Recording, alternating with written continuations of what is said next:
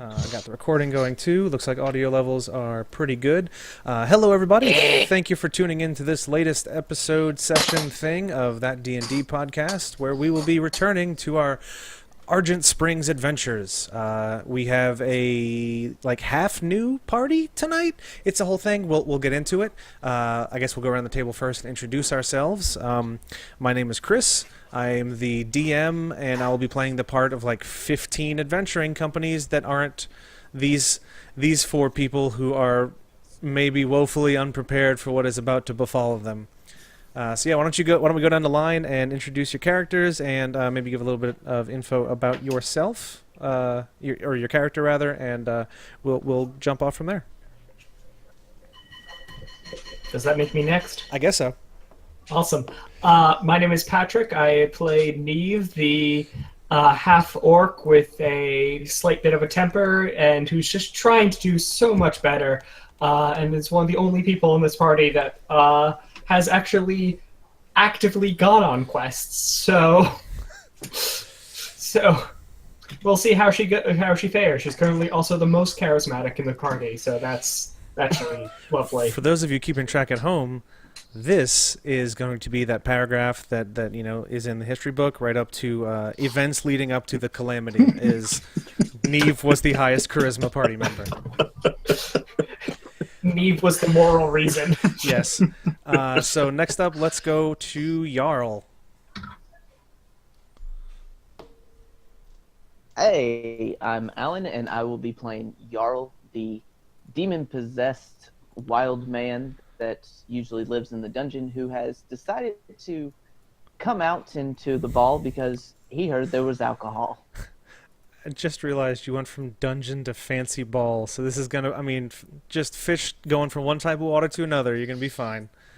And man, I may have to. It's fantastic. Yeah, I may have to play off of that demon possessed thing. It'll be fine. It'll be fine. Oh crap, my monitor's being stupid. Next up, let's go to Alonzo. Hello. My name is Jonathan, or you can call me Alfonso, or Jonalo, I guess. Okay. My character is Iriuanchin. It's hard for me to pronounce that, even though I came up with it. He is a arcane duelist. He's starting out in the world. I don't know whatever else, but he's going to have fun. He's also 12 charisma. Okay, and this is not too bad. Yeah, and this is your first outing with the company? Correct. Okay, well, welcome aboard, and I was going to say, hopefully things don't go nuts, but that's just kind of, it's the only setting we got. What I've heard, yeah, it's yeah. gonna go. And next, let's go to Chase. Hi, I'm playing Shea. I'm a halfling druid, slight bit of a cannibal. That's neither here nor there. Yes, it's neither here nor there. It was actually a character that I had played before, but I've opted to resume this one because she died very quickly. Bad dates. Nah, skeleton minotaur. But that's besides the point. Tomato, really. Let's see. Okay. So, the four of you will be answering the call to go to the Argent Ball. I'm going to read this off the job board. It's time again to honor those of us who allow our little enterprise to flourish. I speak, of course, of the Spring Gala and Ball. It is expected that representatives of each major guild within town attend or nominate a representative. Prizes will be dispersed in the usual categories. Food, drink, and other refreshments will, of course, be complimentary. Do dress to impress, if you would, please. I feel it may also be worthwhile to note that violence and murder are, as ever, forbidden within the walls of the town. The eyes of Argent Springs are upon you. Rise to the occasion. So, I'm not sure how two newbies ended up being sent as representatives of the guild.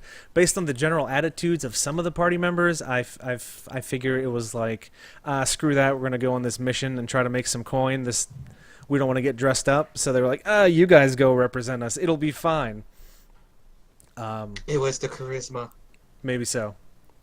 Basically, everyone was just like, "Oh God, no one wants to go, so we'll just send these slubs." Yeah, probably so. Sounds about right. It smells like cinnamon rolls in my house. They told me there was alcohol. That's all I cared I about. just sort of popped into existence and then just sort of like went to the nearest party of people. Popped into existence with like a haunch of somebody else's leg in your mouth, just like, well, what's going on, guys? Yeah. Before Neve goes, she actually is going to go up to. She's actually going to go up to, Ash, and be like, okay, so I'm just gonna go dressed up, and like pointing to her clothes like this, right? Like this is how you do it. No. No. Why? Come in here. And like 10 minutes later, you emerge with like, it looks like it was hastily kind of altered, but you have a dress that kind of fits you, and maybe some costume jewelry, Okay. depending on how fancy you want to be. How fancy would Ash make her? She doesn't go like super half speed on things, so you're gonna be at least like you're gonna be pretty formal. Okay. Like your dress won't have like a train on it, but it goes all the way to the floor, and it's kind of poofy, and you look like pretty princess dress up. And Neve hates it, but Oh yes, she has to. yeah. And right before her door, Ash's door closes and it opens back up again. She goes, "Oh yeah, don't forget, no weapons." And then she closes the door again. Neve looks at her axe, which is just like right next to her, which is double her size, and she's like, "Shit." So she puts that in her room and very, very like slowly walks away from it, but like clearly wanting to grab it. But she's like, "No, have to be the good one. Just smile." Yeah. Like, very hard smile, and she walks out. Jarl, what is your particular dress code for this event? Well, I imagine that Jarl, not knowing anything about high society and aristocraticness, he just has like the most like everybody that's noble is some arrogant, pompous douchebag that wears fancy, feathery clothes. So he probably went out looking for something just as fancy, just as feathery, just as whatever, and he probably got something that is like super like a couple of years fashion wise or a couple centuries fashion wise.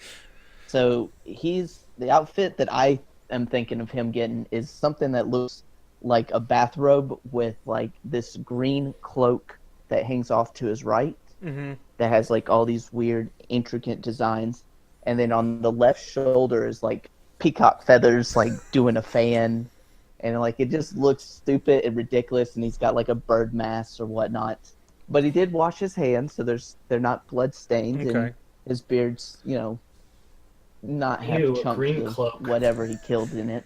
So you're basically 1870s masquerade Hugh Hefner right now? Yes. Okay. Now, are you That's a buying short these little dwarf. clothes, or are you like renting them from somewhere? I'm renting them, and we rolled something in the chat We rolled that the other day. parlay thing. Okay. So the shopkeep, as he's handing the stuff over, he is trying very hard not to burst into laughter, because you seem very interested in buying these clothes or renting them. So he says, "Well, the total for that, of course, for the rental with the standard cleaning fee and the non-refundable deposit, will be it will come to 35 gold. And also, if you can sign this paper as collateral, just in case you don't bring the clothes back in good condition and or within the week." And he slides a paper across the desk towards you. Y'all probably picks up a pen and draws like a big X and puts it down. The guy looks over and he goes, "That's binding," and he takes it and rolls it up and hides it in one of his pockets. Close enough.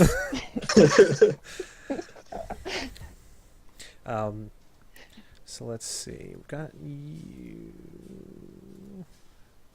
Let's go next to. I'm just gonna call you Eru because I can't pronounce that either. Exactly. That's fine with me. Eru is good. Okay. How are you dressing for this fancy ball? Now, Eru is one of his backstory, or one of his bio I put. He comes from like a kingdom type land, Okay. in search of it, or trying to gain respect because the king told him to, Yeah. in a sense. So I would say he already would have some, but right now he's in like adventuring type gear. Right. But I would say he'll have like some fancy clothes, like something from the kingdom. Yeah, at least some probably like court clothing or whatever you'd call it. Exactly. Yeah, okay. Is that any kind of like particular color or design or anything like that? What's the fashion of your home kingdom? I want to say it's like bright blue, Okay. and maybe like let's go with like a Knights Templar type look, but more Okay. bluish. Gotcha. Okay, that's cool. Did you have anything? Did you have anything that you wanted to like pick up while you were in town before you guys headed off to the manor, or are you good as far as shopping stuff goes? The one thing that can I do? Oh, sorry. The one thing can I do is does Ash know anyone that could change my axe into a axe? Like a guitar? That sounds like a really rad AT-AT. She could put out feelers for you, but it would be a little while before she could like nail something down. Okay, thank you. I just wanted to question about that. Yeah, we'll handle that off camera or whatever. Just remind me. I think I forgot previously, so I'll try not to do it again this time. Yeah, I'm not bringing the axe with me, so. Yeah. There we go. Yeah, Eru, did you have any other things you want to do in town? I think I need a roll for gold. Okay, yeah. Assuming. Yeah, roll me 1d6, and then you multiply that result by 10, and that is your starting gold.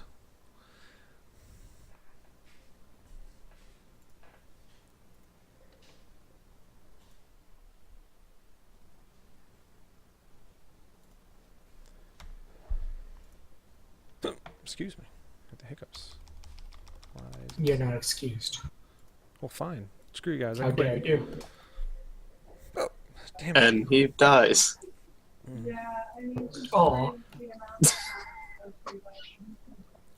Oh, is the roll thing not working?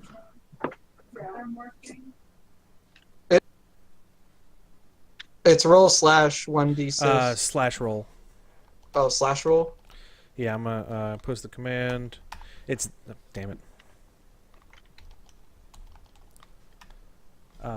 Yeah. And that should roll it for you.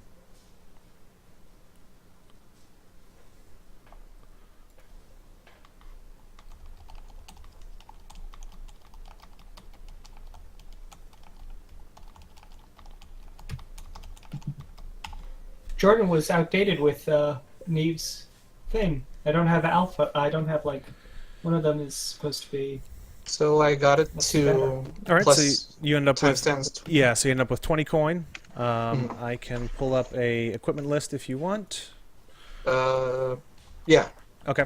What I'll do is we'll move on to. I'm gonna call you Shay because I'm bad at accented names, and we'll see what you want to do while Eru looks over this equipment list. I show up as a woodpecker and just sort of perch on one of their shoulders. Okay. If at some point you plan on being people, what is your person form wearing? Well, just sort of like a robe made from shit I skinned. Okay. So you're Just basically like like a a woods hobo. Just a hood that covers all my face. Just you can not see anything apart from like my eyes. Okay. Jawa style. Yeah, exactly. Great. Okay. So this is gonna be a great motley crew we've got going here. What do you mean? All right. Eru, did anything on that list stand out to you? I may take the bandages. Okay. Like, yeah, maybe 2 bandages. Yeah, that's fine. So just subtract that amount of gold from your inventory, add 2 bandages. I don't think they have weight, so you don't have to worry about, accounting for that part. Y'all are able to bring, pretty much whatever you want into there aside from weapons. Hold on one second. Ow. Bless you. Ha ha ha. Excuse me. You This can't is- tell me not to bring my weapons in. Okay, there we go. So, is everybody ready to head out? We'll head out. Neve's gonna buy a dwarven ale, Yes. per usual. A keg? You're bringing a keg to a party? One more cake. Why All not? right. No, that's okay. How much is that again? 10 gold? It's gonna I blow should know up that every much. time. Yeah, it's like 10. Awesome. This is like basically rubbing alcohol if it's 10 gold a keg. But I guess it burns just fine. Following the instructions on the back of the golden invitation that's posted on the job board, you're led across town to what looks like, from far away, it looks kind of like a plain 1-story building. And then as you get closer, you see that the ground around it kind of goes downward a bit. So you're kind of by the time you get to the front door to knock on it, you're almost a full story below ground level. I guess so nobody can see you coming and going, maybe. But you all arrive and you get. Oh, I think I could ping you over here. There we go.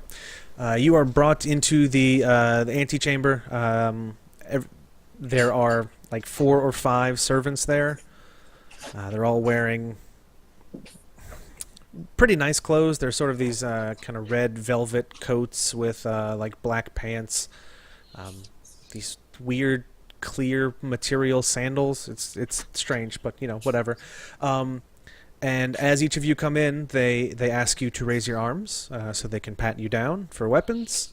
And they ask if there's anything, coat or anything wise, that you would like to have put in the closet. So, Neve, do you have any kind of objection to being searched? No, Neve will be searched. Okay. Thank you very much for your cooperation, ma'am. Do you have anything you would like to check into our coat closet? No, but where can I put this keg of ale? You know this is the alcohol is provided, correct? Yeah, but I figured I'd bring my own. Would you like this instead of what we have to offer for you, or should we add it?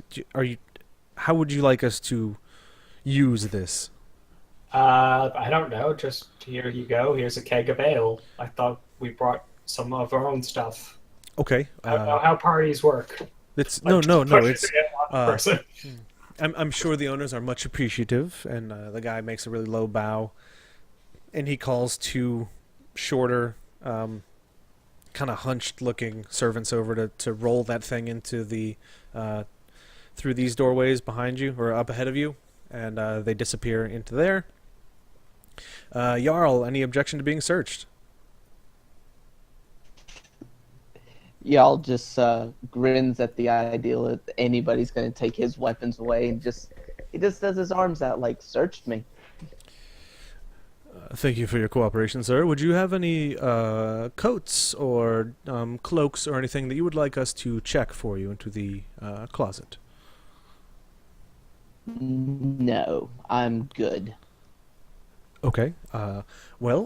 We hope you enjoy your evening, and if you would proceed with your cohort into the main hall. Everyone is gathering there. Feel free to socialize as you see fit. All is. Far be it from us to tell you what to do. We hope you enjoy your night. So he's going to move on to... Is that where the alcohol is? Alcohol will be served shortly. Once everyone is present, we will begin the festivities. Alright. And y'all just walks off. Okay. Eru, any objection to being searched? No, I have no objections. Okay. Did you bring any weapons with you or anything? I have a sword. You have a sword. Okay. So they're Or gonna. a bastard sword. Okay. Yeah. So they're gonna start patting you and see the sword and say, "Sir, I don't know if you know the generally accepted behavior here, but we do not allow weapons past the antechamber. If you would be so kind as to let us check this into our weaponry closet, we can give you a ticket so that you can claim it at the end of the night, and everyone will just be more at ease with no weapons present in the dining room, of course." I understand, but in my kingdom, we allowed it, so... But I guess I have to follow your guys' culture. Here you go. Thank you very much for your understanding. And he hands you a ticket with a weird squiggly symbol on it, and you see that he ties a piece of paper with that same symbol on it around the hilt of your sword. And one of them carries away to the closet. He says, "If you would, please join your friends in the main hall." And Shay, any objection to being searched? I would kind of like snap them a bit. Sir, this is this bird one of your friends, or what is hello, is this bird with you? Shoo, bird, shoo. Just stand on his head and like peck it a few times. Nigel, get this bird off of me, Nigel. You see one of the servants going to get a broom, and he's like winding up like he's about to take a nice swat at you as a bird. So it was like a who's who of the.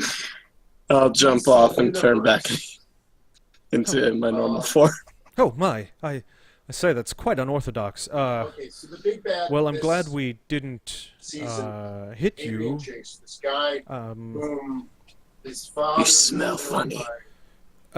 Just Oliver my cologne, perhaps. It does have a distinctive musk. Arrow at when he came back from the I just sort of cock my head and look really creepy. So, the guy is- Sir, can is we a total search you? psycho. His goal is to make I Oliver don't say kill him anything. I so just that continue Oliver staring. is a killer. Nigel, search the bird boy. No, you do it, Nigel. So he's got like a broom in one hand as if he's gonna hold you back with it or something, and then he starts patting you down. The guy had kidnapped his Do you have like a whole weapon team, or anything on you? his sister, Felicity. I mean, I have a spear in my equipment, but I don't think I really need to have brought it. So. Okay, yeah. Took them back to Thank the you eye. for your cooperation. that Is there had anything been that we can do as far as like checking shipwrecked. coats or anything for you? I'm like sniffing his hand or something. Right, and he pulls his hand back and he says, "Main hall, please. Just Talia. go." I go. And Okay. they actually brought back Black Siren, who's the singer of Black. Is that a TV or somebody in the room? Now there's someone talking. So. Let's see. Okay, so y'all are all escorted into the main hall. This room is probably the fanciest room that any of you have seen in Argent Springs, regardless of how long you've been here.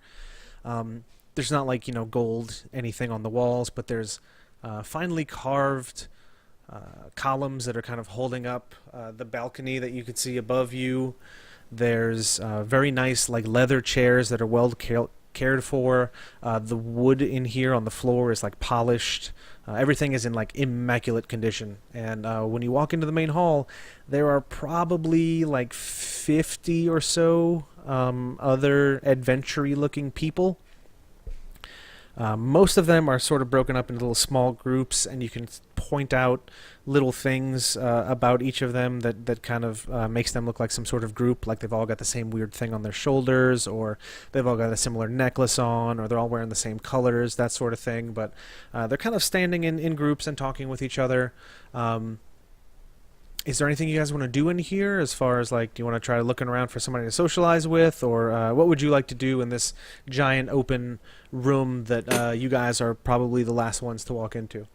Hey Chris, I was just curious. Can I roll a Defy Danger Charisma to see how well dressed Neve is at this point?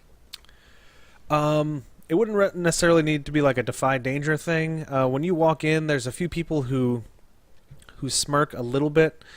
Have you watched Firefly? Yes. Okay. Remember that time where Kaylee goes to the ball and she's wearing that really big Yep. pink dress? You're basically that, and this is all of the other girls. Great.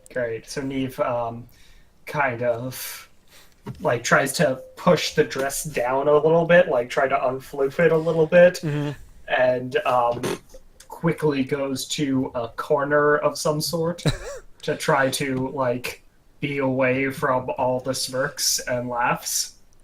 Okay. Excuse me, jeez. Does anybody else want to do anything, or are y'all just going to kind of mill about until y'all are called into another room or something? Adrian Chase pulls out his I'm sign. Here, probably let me quickly roll to see how socially acceptable I am. Oh, look, I failed. Oliver to kill him. Oliver shoots him in the leg. Gets his son away. And then What were you saying, Eru? Oh, well, Oh, it's I good. was gonna mill about and probably talk to some of the Regal Okay. people and get the lay of the land. Because Sure. since I'm new here, I'm just Yeah, there's like 3 or 4 groups of people who are slightly more well dressed. There's some people with like dark blue clothing that have fancy jewelry on that has like a bright blue sapphire on it. There are these really weird looking people. They're wearing like long robes, different colors, and they each have 5 stones orbiting above their head. They look very just sociable. You know, they're talking and laughing with people. And then there's another group of people who have like greenish metal crowns, and they're all wearing like it's all the same design. It's obviously not supposed to be like, oh, I'm actually a king of something, but that's their unifying company thing. Is they all have these green crowns on, and Oh, that's the green cloaks. they're already It's kind like of. Burger King. It seems like they're already kind of drunk. Because they are louder than most of the other people, and they're kind of like slapping each other on the back and like bending over laughing and that sort of stuff. Pre-gaming like a boss. Pretty much. they're doing it right. They're doing it right. Yep. That sounds like my kind of people. So Eru, is there any of Jarl those? could actually get over there and talk to him. Yeah, well, Jarl will get to you in just a second. Eru, is there anybody in particular you wanted to go and mingle with? The people with the crowns, Okay. because they're like, hey,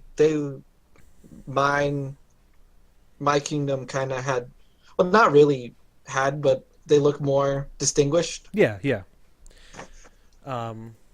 So they stop laughing. Like it's not like the conversation stops, but they kind of level out a little bit as you approach, and they're like, "Oh, hey, hey, man, how's it going?" Salutations. I had come from very far into the kingdom looking for adventure. And this ball is very fancy. Oh, yes. Well, if you've come to Argent Springs, you're definitely going to find adventure in great supply. There's one who's a little bit taller than everybody else. He's got this weird, like, brownish gray skin. And, I mean, this dude's muscly, and he reaches a hand out, and he says, my name's Asriel. I'm with the Company of the Jade Crown. How are you doing? Salutations. I am Eru. I believe I'm part of the Nameless Company, right? Seems like it'd be kind of Or- hard to make a name for yourselves without a name, huh? And he goes, and then he That's what starts makes slapping this one of them great. on the back. He says, well, I guess if nobody claims anything, then you guys get credit for it by default. Anyway, so, excuse me, I'm very sorry for being rude. These are my associates. The short one there is Uriel. The lady over there is Abaddon. And then the grumpy green one in the back is Felice. Salutations. They all kind of nod, lift an imaginary cup to you, and they say, I know this seems childish to, figure out seating arrangements. Do you and your friends maybe want to sit by us? We can perhaps talk during dinner? I can ask them if they want to. Excellent. I believe it was good. I saw you had more than two people with you. Usually the only ones allowed to bring more than two are the newer companies who've been here since after the last ball was held. So as you can see, there's a few of us here. So I figure it's in the best interest of all of us for the newer companies to get to know each other and perhaps work together, fill in gaps in our knowledge and that sort of thing. I agree. Excellent. Well, we're going to go talk to a few more people. We hope to see you for dinner. And until then, take care, friend. And he claps you on the shoulder and does a little bow and walks off. I do the same thing before he goes. Okay. Jarl, who did you want to talk to? The drunk green cloaks. Okay, that was the people that Eru was just talking to. You can come up and maybe after they walk off, you can bump into them. Let's say. Okay. Yeah, there's a lady there. She's a little bit shorter, so apparently she takes it upon herself to talk to you since y'all are closer to eye level. And she goes, "Oh, hello. How are you?" Howdy. I'm all right. I feel like this is quite a dull party without any actual libations. Oh, we see the key. We've heard this from a few other companies that we've been talking to. The key is to drink a lot before you come here, and that way, all the social stuff and anything you might be worried about, it just sort of, it's not a thing you're really worried about anymore. Huh. I should have thought about that. I know somebody around in my company brought a big giant keg of ale. I should get my hands on that. Oh, you didn't tap it before you came? Oh, you all have so much to learn. Selfish. Oh, well, that's a shame. You should. Oh, he was a selfish one. Every time we bring a keg of ale, it always gets used as some sort of explosive, and I'm like, look, we could have drank it. We don't have to blow up everything. Oh, yes, that's... My friends and I, we call that alcohol abuse. Anyway, that's not... It is. I agree. Am I in the same area, by the way? Am I still in the same area? Sure, let's say like you're somewhere thereabouts. Oh, all right, cool.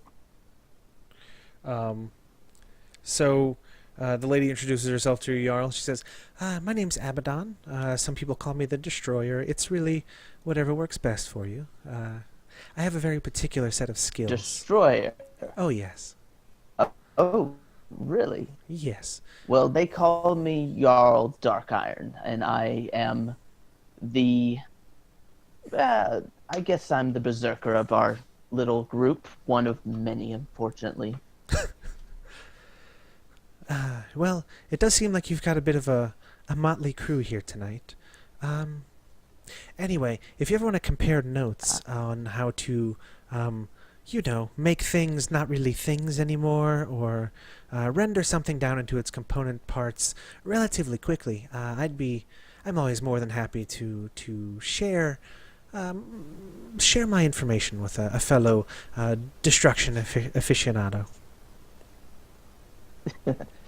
I would like that. Do you go down into the dungeons often? They couldn't stop me from going if they tried. Ah, a woman after my own heart. She says, you should come sit with us during dinner. We can discuss more things. Talk about breaking things. It'll be great. I plan on it now. Yes, I plan on it. Great. Sorry. Great. And then she says, "Well, I've gotta go. More shoulders to brush up against and that sort of thing. I'll talk to you soon, hopefully." And she does this little curtsy thing and has this like, for a second you catch this like, just like glare of death in her eye for some reason, and then she gets up and walks off. Was she looking at me or looking just behind me somewhere? It's kind of hard to tell. It was just sort of a general, like, weird thing that just flashed across her face. Okay. Shay, is there anything in particular you wanted to do in here? Can I Oops, sorry. start? Are there like hors d'oeuvres or something being served? There's a few servants going around. What stuff are they serving? They have a thing. If you ask them, there's one called demon eggs. There's various grilled small meats. There's a sand shark pate that they say is pretty good. And I like blanket all the like pate or grilled whatever, and I'm like, and I just sort of hold my hand out for like.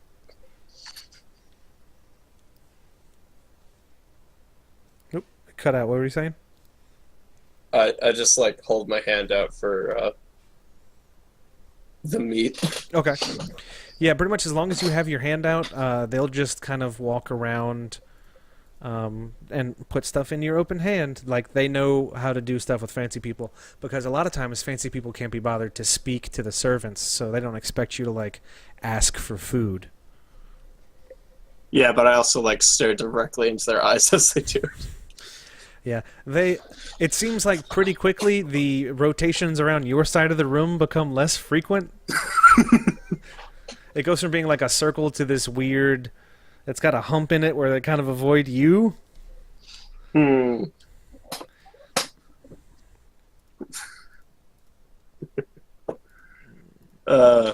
Yeah, I'm just like, I guess my character would be like, okay, because it is meat, but still kind of off-put by the stuff they've added to it. Yeah, that's understandable. If you want to ask somebody for just like, can you bring me some raw ass meat? One of them may be willing to do that. I walk up to one of the servants. I'm like, when is the flesh served? He drops the platter and he goes, "Oh my god." Excuse me, and he fixes his jacket and he picks up the food, and he says, "I'm sorry, I did not mean to say that out loud. We have been serving much flesh. If there is a special kind that you would like, we can get that for you." And you could hear like his voice quavering a little bit, and like his eyes are darting towards all the exits. I make like the noise, just looking at him. Right.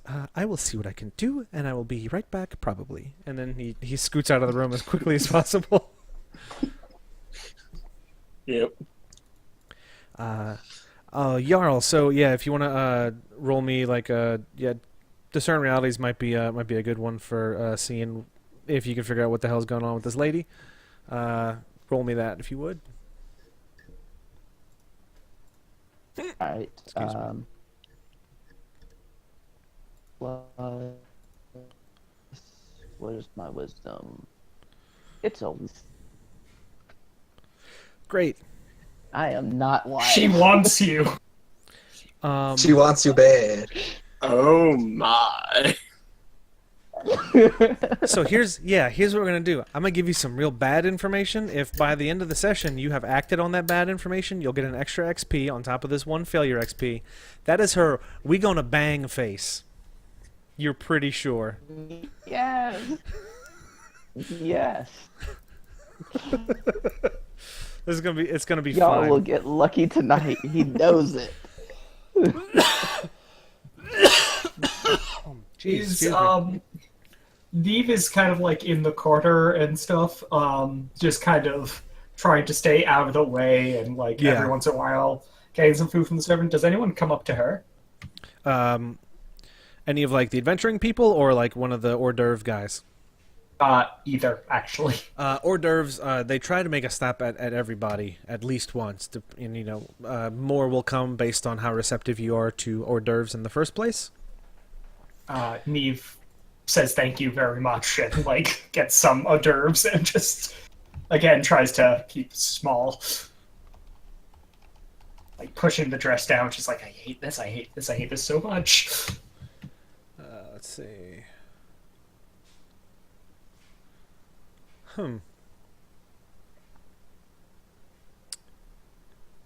Yep. Okay. Cool.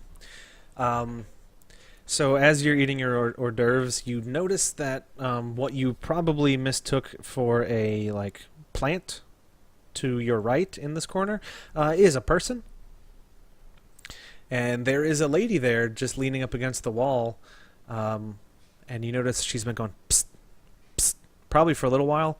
As you look over, she's got these vines and ivy that have been woven into her hair. And it makes her look like some sort of crazy nature spirit, and she's got whatever the fantasy version of a ghillie suit is. She's wearing that.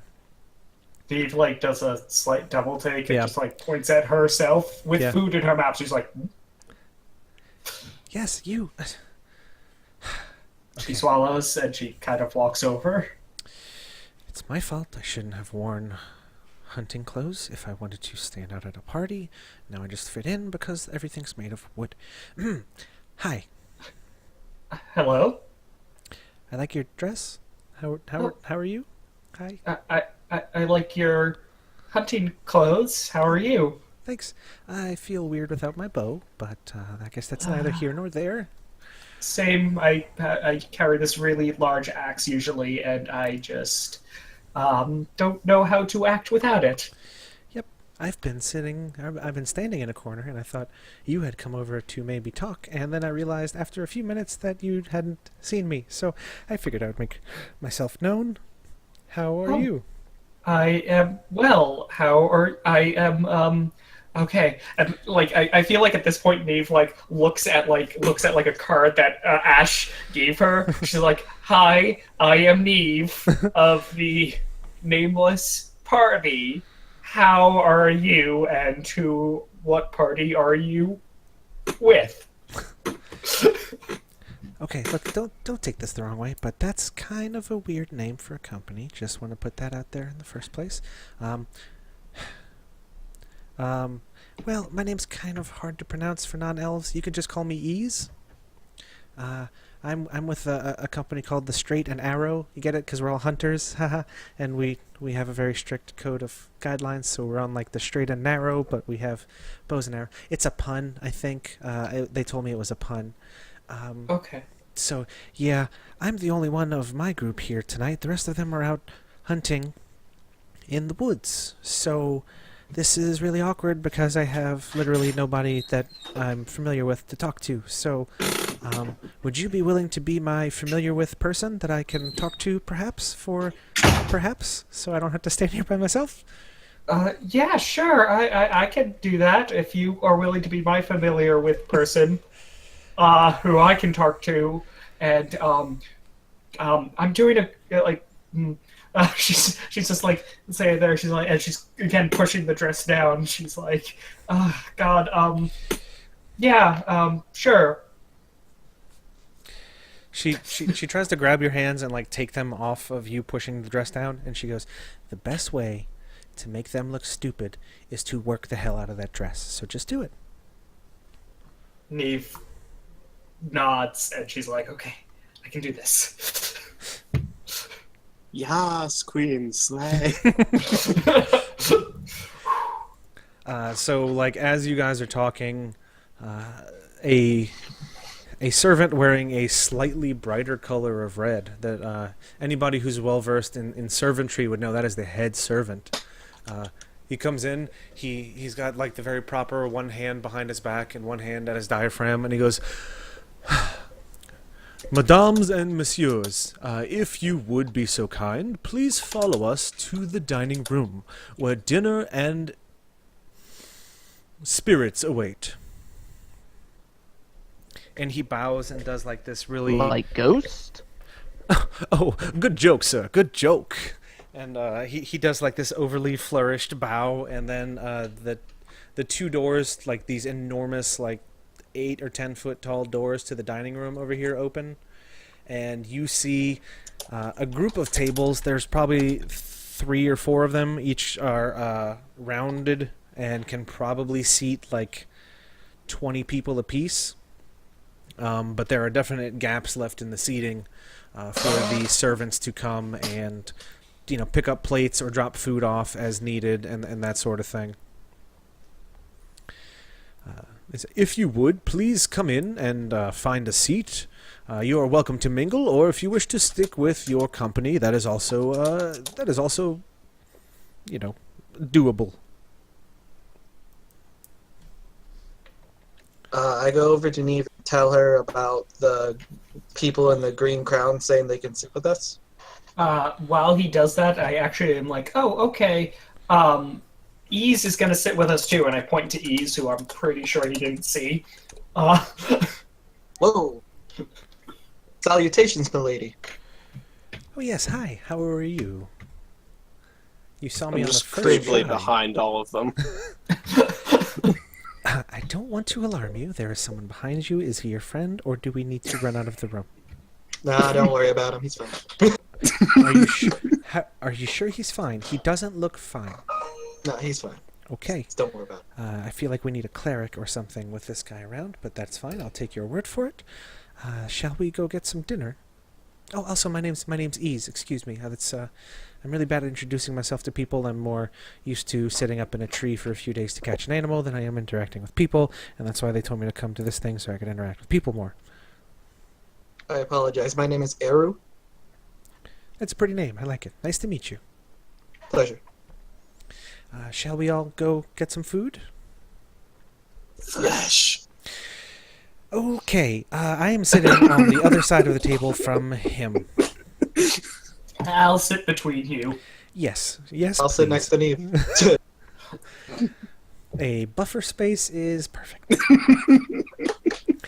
So y'all walk into the next room. As you all take your seats, the people with the green crowns come up and they say, "Is it okay if we take a seat by you all?" Wait, what are we Neve supposed nods. to do with them? Or... Yeah, okay. There's definitely enough room at the table, so they just they take a few seats a little ways further down, maybe on the other side of Ease or something. Oh god, please let's ever crash the party. Just let him do it. Motherfuckers coming in! What? Where's Zephyr? Look at a Discord chat. Discord chat. Oh Jesus! Yes, Flashy. yes, let him. Oh no, he's welcome to come on in. I don't give a shit. I didn't see that Oh yes. chat notification. God, if he shows up just drunk out of his fucking mind, Sorry, like half an hour into the party. What's up, bitches? Where's my table at? Where's my Riding, table and titties? trying to ride a sand shark into the room, like just some crazy shit. It'll be fine. So you guys are seated with a few other groups. There's some people wearing some pretty formal-looking like leather outfits that have fur worked into like the fringes of the sleeves. There's some, Like me. a little bit. There's some people wearing like really ornate white robes with like gold stitching and stuff on them. And then there's these two ladies who are like holding hands when they come up and sit down, and kind of just whispering to each other a lot. And their defining characteristic, aside from like these long fancy dresses they wear that are pretty low cut, they have these long pointy fingernails that are basically painted like solid gold and sparkly. And then aside from that, they have slowly darkening ink splotches that go from their fingernails up to like their elbows. So it looks like they're wearing these really long fancy gloves, but it's just ink. And as you guys sit down, you see a few more groups sitting down, getting comfortable, and a guy walks out. And okay, you're not sure if it's a guy or not. But there's a, the tinkling on the glass thing where they're trying to get everybody's attention. The servants are about to bring the food out, and they stop where they are, like mid-step, and this guy comes through some side door, and his skin is like dark, angry red.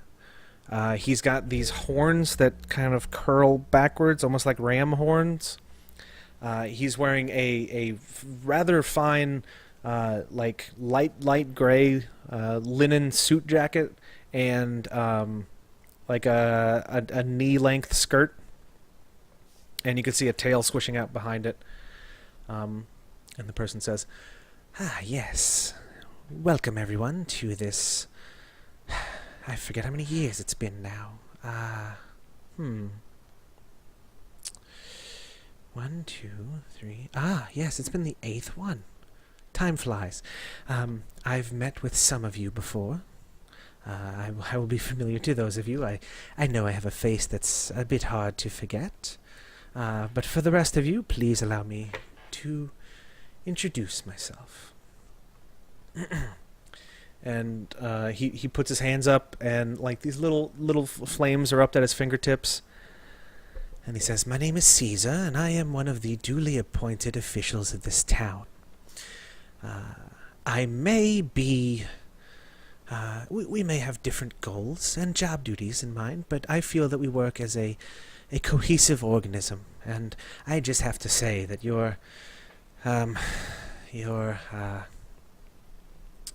it is an honor to be in your presence, just to be near you all. Everyone here is dressed to the nines, and it's wonderful to see the stalwart defenders of Argent Springs gathered here to discuss business and celebrate victories and honor those who have been lost. So, without further ado, I suppose we should begin the festivities as is customary with dinner and drinks." So he snaps his finger, and the servants start moving again, bringing the platters of food. And as they plate everything, they put it kind of in the middle area of the table, and you see them move their hands across it, and the whole middle part of the table can actually spin. So whatever food you want, you can just kind of lazy Susan it back to your part of the table, and everybody can share food that way. Let me see I something. immediately start grabbing up any meats. You all about that drunk? So yeah, y'all get the food, and everybody begins talking amongst themselves. There's kind of a low rumble of just a bunch of overlapping discussions. Rumble. Yeah, rumble. And at a certain point, it seems like this is the customary time. Actually, Eze looks over at you and she goes, "Right about now, this is where if anybody wants to give a speech or a toast or anything, they do that. I've always thought it was kind of weird, but traditions are what they are. They usually Kick in the door. Boom! What's up, bitches? Boom! Is this the ball? Like 4 people stand up with they look like they're trying to reach for a sword that is currently in an armory closet in the front room, and then they stop, they take a deep breath, and they kind of mumble and sit back down. So Zephyr, Oh, dear God, not him.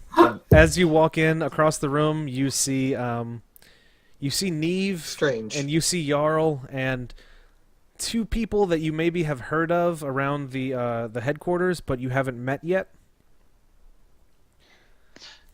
Neve! Jarl, did you save me a seat? Oh, for fuck's sake, Right no. here. There's an empty space Right near my here, character. right- There's a lot of Alright. empty spaces near my character.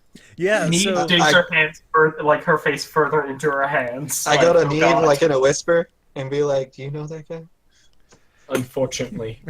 Ah! Zephyr, they saved you a spot next to the literal cannibal. Actually, Seems nice. This guy seems nice. It should be noted that I have my 2 crows, and they both have, or I have my raven and my rook, and they have cravats on, just around their necks. Fancy as shit. So now we know how the birds are dressed. How is Zephyr dressed? Oh fuck. I love the fact you put more thought into the He's birds. not. You gotta accessorize. Okay. The birds need the accessory. If the birds look flashy, Zephyr looks flashy. Exactly. I'm gonna say Just naked, walking in with flashy birds. they fly in first, and then me after I kick your door in. I want to say a lot of purple, Okay. a lot of sharks. Okay. There's like 2 goblets like crossed on for like I don't know, like I want to say like a heraldy kind of thing, like with 2 crossed wine goblets and like a shark head, like jaw style coming up from them. So kind of a mock pirate theme, but with like, yeah, mock skull and crossbones with like the jaws shark going up and 2 wine things Okay. on his front. There are fucking, what are those things? Epaulets? Is that the thing that goes on the shoulder with Yeah, like epaulets. tassels on them? Yep. Yeah. With like gold tassels and very poofy pants. Very poofy pants. Like MC Hammer poofy? Yes. Nice. Okay, I could dig it. So, like, there was somebody who looked like they were about to stand up and give a speech before the door was kicked open, and they're kind of like half hovering, getting ready to sit back down. Not sure if like they could start their speech or not. So they just sit back down and watch you intently. Are you gonna go sit with the rest of the company, or what's your plan? What's go? I'm just like. So, what part of the night is this? Are we beginning? Have we begun drinking yet? Well, have you begun drinking yet? I grab the candle. I kind of lean time. over him, and I laugh. I start sniffing.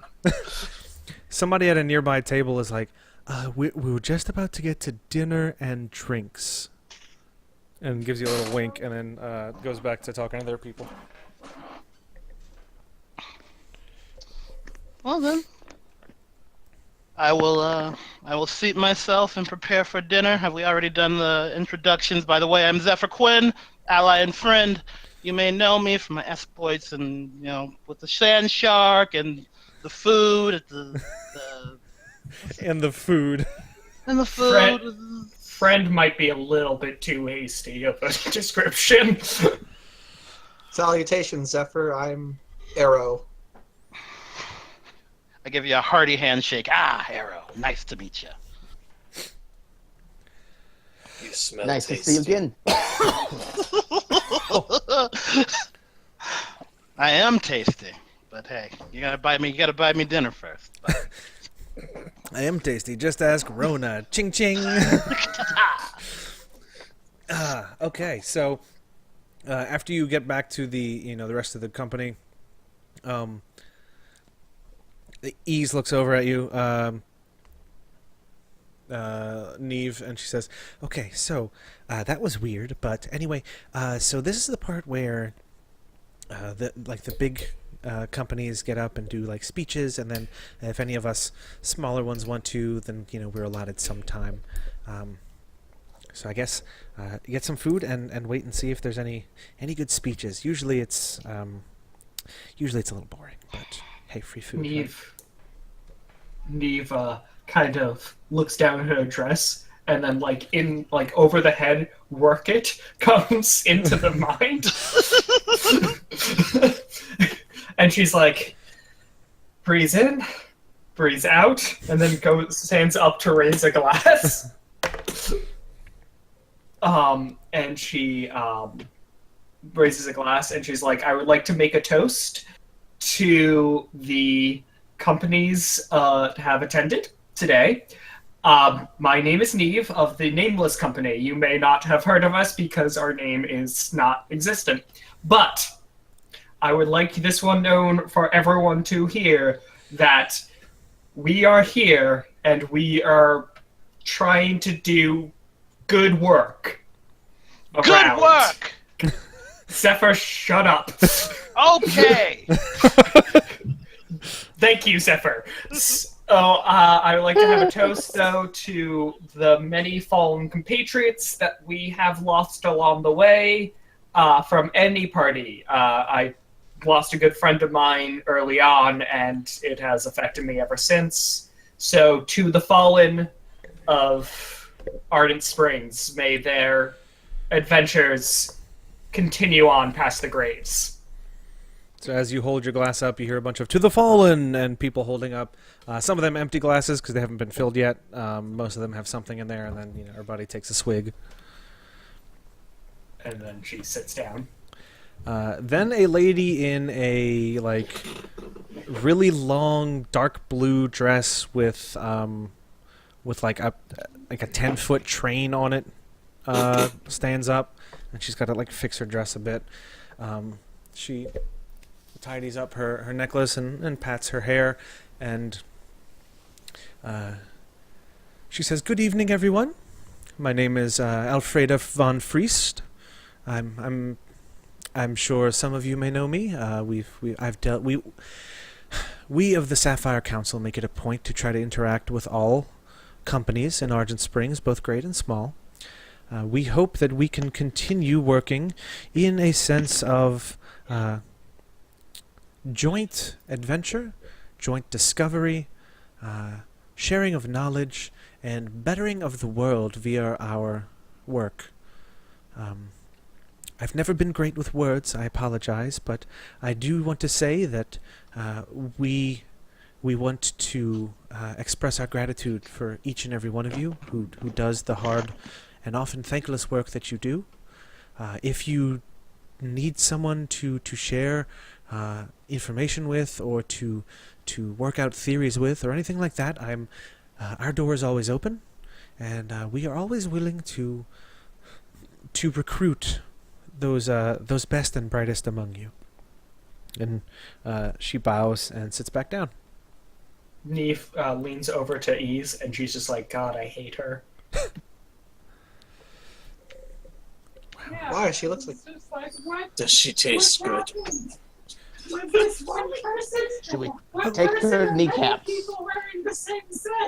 Oh, she's not so bad. She likes to share stuff with people, like information and that sort of thing.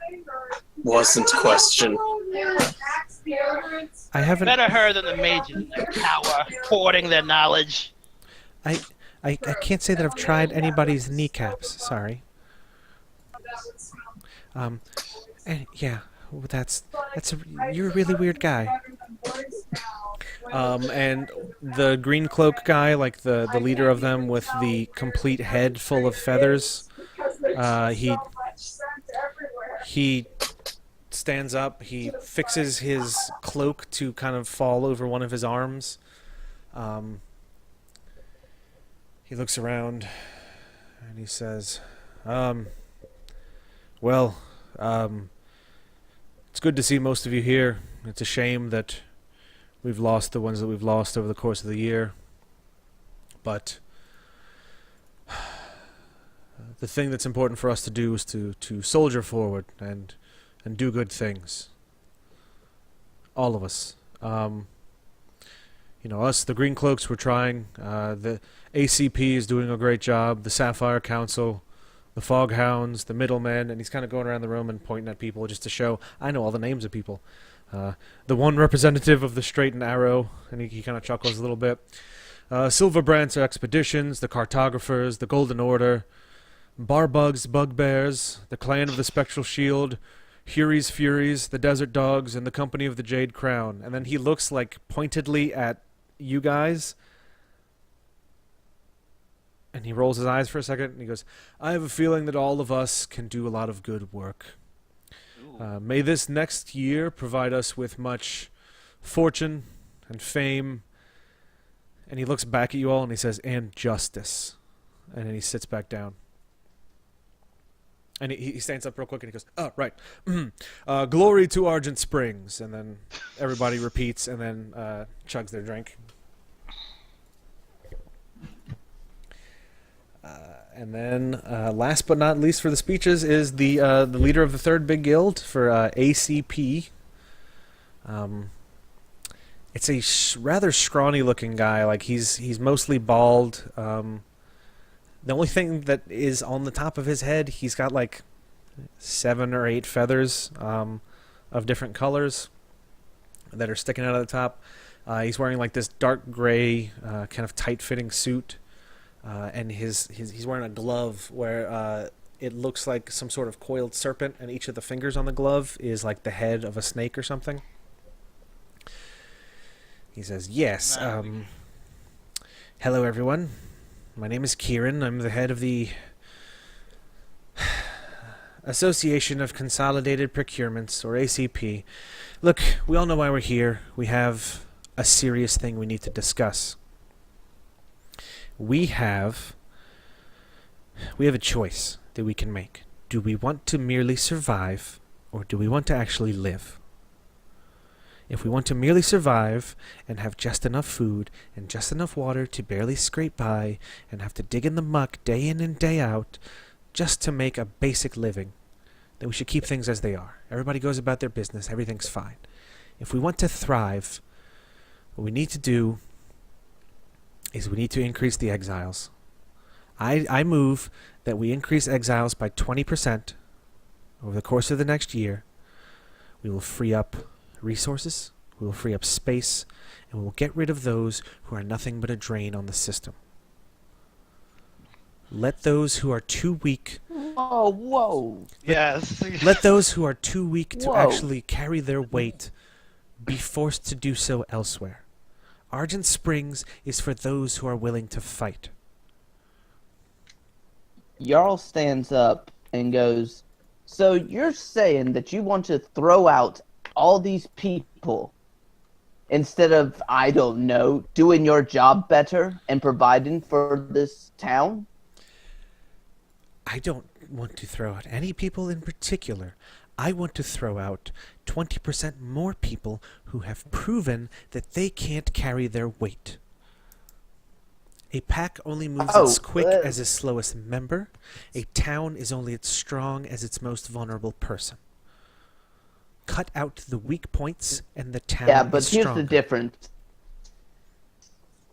We aren't beasties. We don't leave behind people that are injured or hurt or sick or old. We don't do those things. And we're people. Civilized creatures, mostly. We don't throw people out. Not unless they're, criminals or whatnot, I guess, but mistakes. Neve is gonna get up at this point and go ask one of the servants if there's a bathroom nearby, and go to the bathroom. Okay. Zephyr's gonna kind of like read the crowd. Who looks like they're down with this, and who looks like they're like upset? There's a few people who are kind of nodding. It's hard to tell which ones are doing it out of like polite agreement and which ones actually are digging it. But you'd say maybe 20% or so of the people seem like they're at least agreeing partially with it. Neve, you're appointed to a bathroom. If you leave the dining room, you have to go into the kitchen, and then you take a right, and it's kind of the last door on the left before you go around the bend. Yeah, Neve is gonna go to the bathroom and then just like turn on the sink and kind of look at herself in the mirror, because the whole thing with like we must just like throw away the weak and like leave the like. Neve has been really trying to get better at stuff, and a lot of what the person said reminded her of like what she started off thinking and what she was like beforehand, and as she like also killed people who were weak or sick and stuff, and she just kind of sits in the bathroom for a little bit just with water running. Okay. Eru stands up with Jarl and agrees with him that he also says that the innocent shouldn't be cast out for how they are or where they come from, and we shall be working together to solve this problem. Once again, Zephyr's just kind of leaning forward on the table with like his hands crossed, and he's like thinking on this. He kind of looks at his two compatriots, kind of nods. I'm eyeing up one of the servants.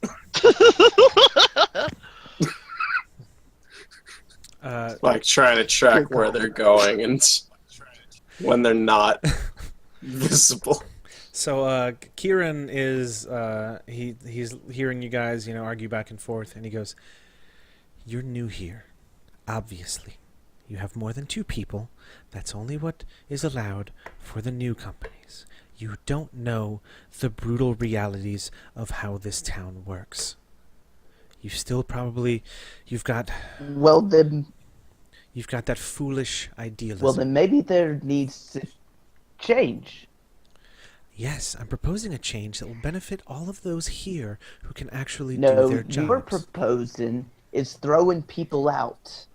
Maybe, instead of having fancy dinner parties where we're feeding our faces, maybe we should be actually doing our jobs, going into the dungeons, gathering more food, helping those who may be, injured or whatnot to get back to their feet, instead of sitting around here going, let's just start throwing people out left, right, and center.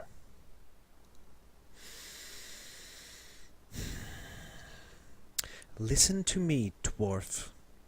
I don't know how long you've been doing this, but until you've single-handedly helped to heal 300 people in the course of a month, like the Sapphire Council has, or until you've managed to bring 30 deer back over the course of 4 weeks, like the Straight and Arrow has, or until you've managed to clear floors of monsters so that so many people could eat, like the Green Cloaks have, or until you've managed to trade medicines from faraway lands so that you can cure people who have no possibility of contributing to town, and that are nothing but a drain on resources, that are taxing those who are able to actually provide aid to others, who are wasting our time, our precious resources, on fool's errands. Until you have lived through all this, perhaps think before you talk.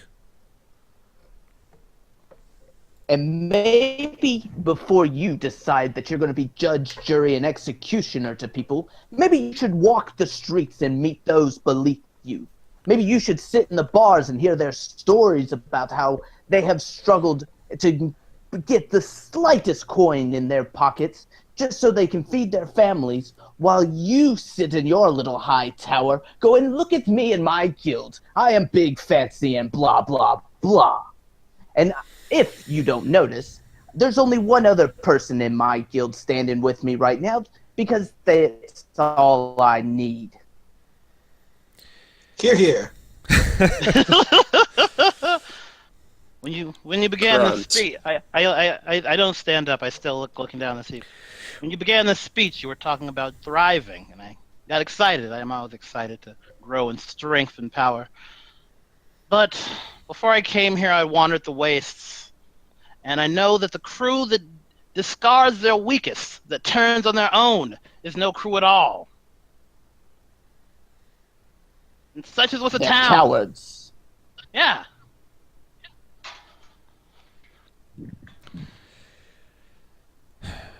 Provided you all survive to do this next year, perhaps we'll see how strong your morals are and your righteous indignation is when you've had to decide between feeding members of your company or helping those who can't do anything to help anyone else.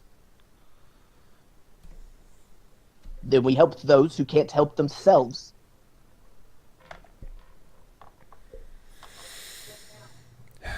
Think what you want. I'm done.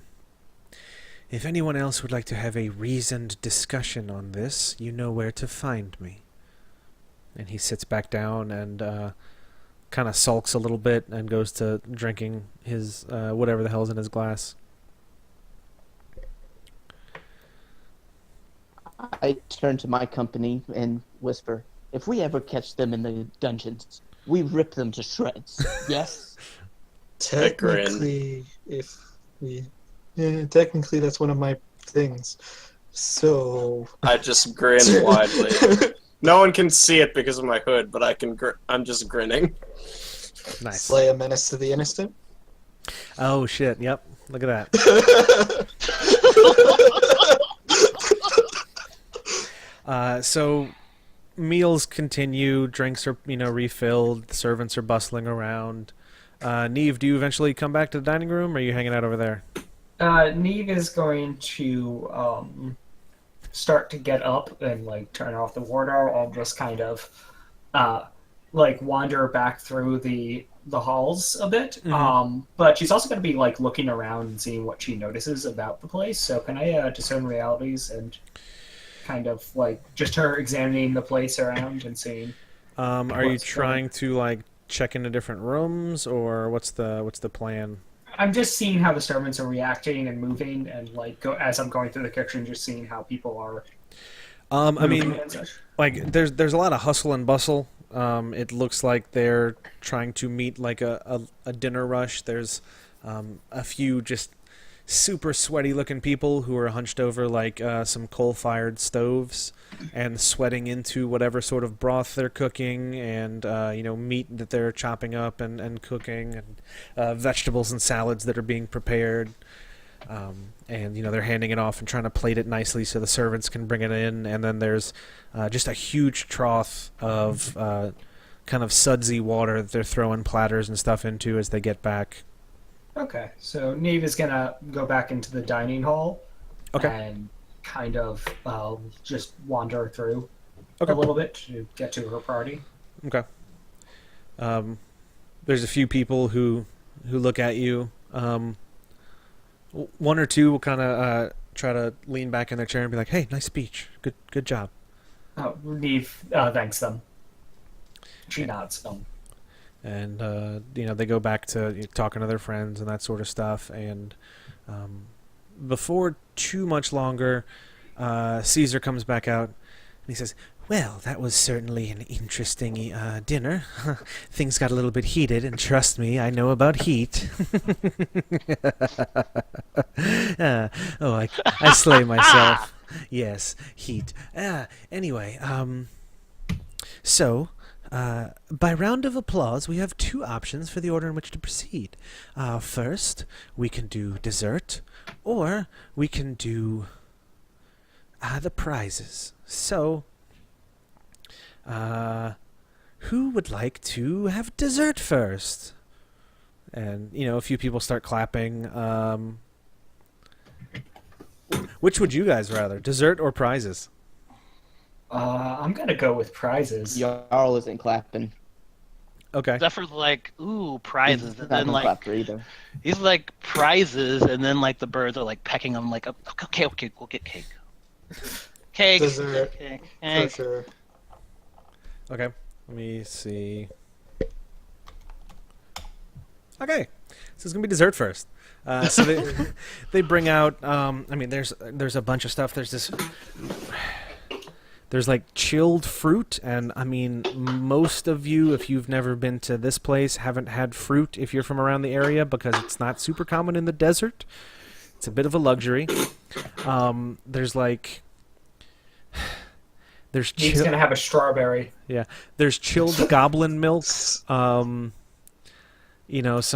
various other things, like there's weird grainy chocolate. It's the best they can do.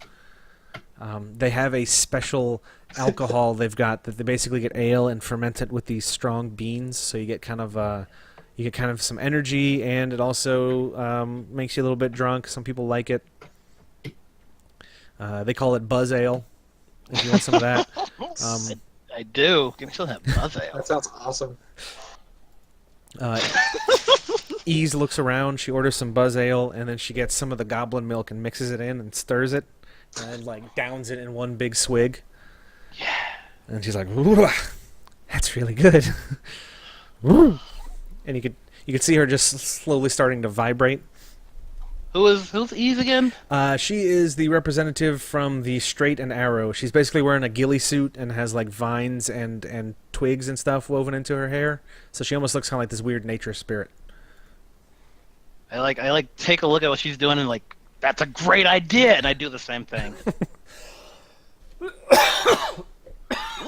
Jeez. Sorry. I'm He's falling apart gonna today. Just talk to her for a little while. Okay. ease for a little while, because I'm gonna drink some of that buzz ale. Yep. I'd probably could go for some of that right now. Just coffee beer. Probably Yeah. pretty good. So yeah, she kind of shoots the shit a little bit about different missions they've gone on and that sort of thing. We once killed a few deer that were this big, and there was some wild machine deer. It was made of metal. We're not sure exactly what to call them, but it was leading a herd of deer through the woods, and it was fast, and it was angry, and it was destroying things, and it was pretty scary. it seems like your company has been around for a while, but it looked like a couple of the other companies didn't really regard you in the highest light. We don't have as many, I guess, glories to our name. We don't usually fill out as many of the job board requests for things down in the Menanke. That place is unnatural. We like things that are natural, so we usually take jobs that take us outside of the city walls. Hunting, food supplies, caravan things, and some people think that that's the easy money, and that it's not as worthwhile. So they look down on us, but we do our thing, and we don't let them get to us. What great beasts have you slain? Nice. I mean, we've slain some. Have you seen a troll before? No. Occasionally. Occasionally. Okay. Well, then you obviously know they're like 30 feet tall, and they have like a bunch of heads and like 4 arms, and they're super big and scary and dangerous. We took out like 3 of them at once, and we fed like a whole small town for like 2 weeks with that. And Greater beasts. you see her darting her eyes back and forth. Oh, greater than trolls. You've probably haven't seen a super troll, have you? I cock my head. It's Fascinating. Are they 60 feet tall with I like. 11 heads? I cross my arms and say, "What you know about Super Troll?" Well, I mean, obviously they're as big as 2 trolls, standing on top of each other, twice the arms, same amount of heads, and they've got legs kind of sticking out from where the shoulders should be too. They're really weird monsters, but so much meat. We fed 2 towns for like 4 weeks with one of those. Now, I don't know. This is more of an elven tradition, but I don't know if you've heard of this. Have you guys ever gone on a wild hunt? I mean, a few. We usually hunt wild things. Is that a specific? We don't have a whole lot of elves. They find our outfits a bit distasteful. They think it gives us an unfair advantage or something. Yes, we set in their ways. Tell me about it. No, a wild hunt is basically we all get really drunk. Oh. And we just go. And it's like a 3-day thing. It's an endurance thing. And it's like a challenge. Like, how long can you go? How much can you hunt in this time period? And, like, it's, it really gets the blood going. That sounds. I mean, that sounds Where was rather my interesting. invite in all of this? It was back in it was in the before time. So that's all I'll say. Well, next time you guys go on a wild hunt. We need to do a wild hunt. Yes, you Just do need to do one. Go and into the dungeon and die. You should invite us with you next time. That sounds like it'd be a lot of fun, and it could be a good co-company friendship building exercise. It sounds like a bunch of mumbo jumbo that seems good for business, right? It's good for business also. It's great for recruitment. Great for recruitment. Neve pats Ease on the shoulder. Good humaning. Jarl Good looks being a over person. at You're his, doing well. Jarl looks at The his super trolls sound destruction buddy. Mm-hmm. Jarl looks at his super buddy. He's like, "Would you like to do that?" Oh, the hunt thing? Yeah. I mean, I suppose it could maybe be fun. I'm not so good at hunting because usually when I hit things, it's gross to a lot of people because the thing I hit kind of tends to split apart violently. As long as we can pick up the pieces, it'll be fine. That's kind of a roll of the dice, to be honest.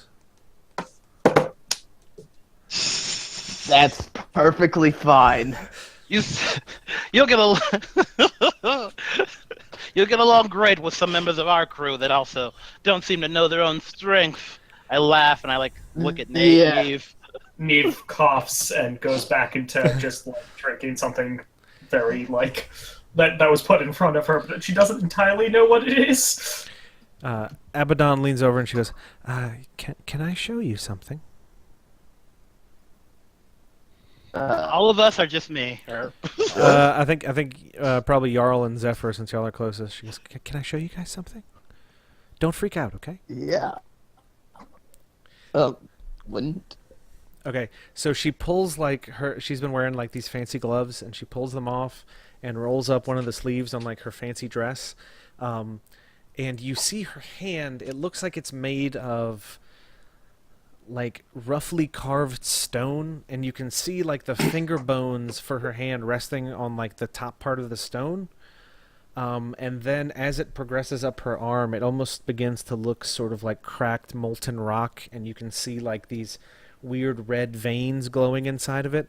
And she says, so I've got kind of an ability, and I hit things really hard. So it's not that I don't want to go hunting, it's that if I went hunting, we wouldn't be able to bring back anything that we were hunting. Oh, wow. Well, I don't think the point of the wild hunt is to actually bring back anything. I think it's more of just kill as much as you can while drinking until you passed out. Oh. Yeah, I It's suppose that's So I think you'll be fine. And also, I love that. Multiple things. You probably don't want this. It's kind of a constant searing pain over one of your limbs, kind of forever.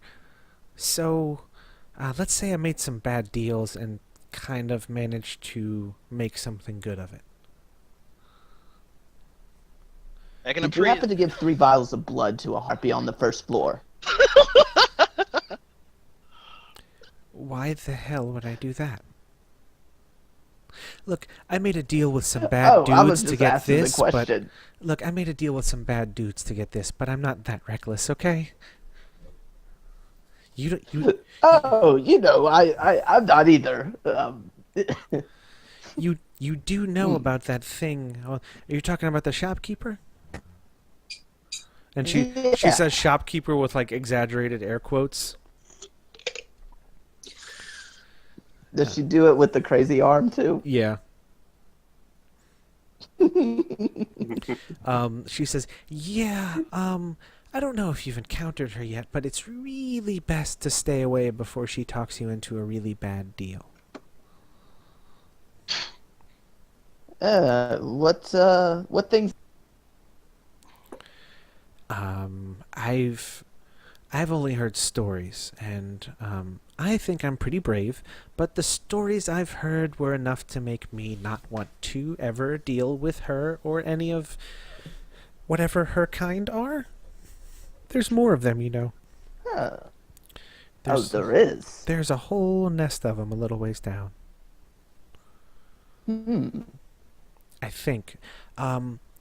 They can look like different things, so I'm not sure if the one that's up there is always the same one, or if there's not more in there that are just looking like other things and watching.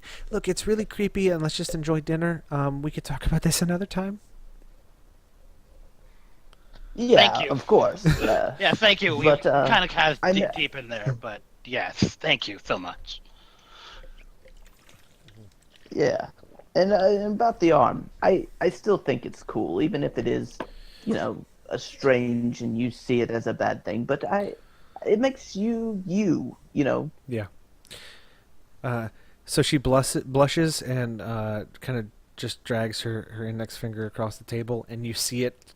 Like, it doesn't look like she's putting any effort into it, but it scratches like a half-inch furrow into the wood of the table. She goes, "Shit, I did it again. Glove time." And she pulls her sleeve back down, and she says, "We should probably get up and move to a different spot. I don't know if we have to pay for that. Oops. Oh, I have an idea." So she stands up and she says, "Oh, so let's, hey everybody, we should dance before prizes, right? Everybody go to the main hall. We'll dance." And some people they pick up their drinks and they're like, "Oh, okay, all right," and they go through the dining room into the main hall. Neve gets up too. Neve gets up too. Okay. And they. Everybody kind of filters out over there. Caesar comes out and he's like, "All right, well, it's time for some prizes. Everybody has left. Okay."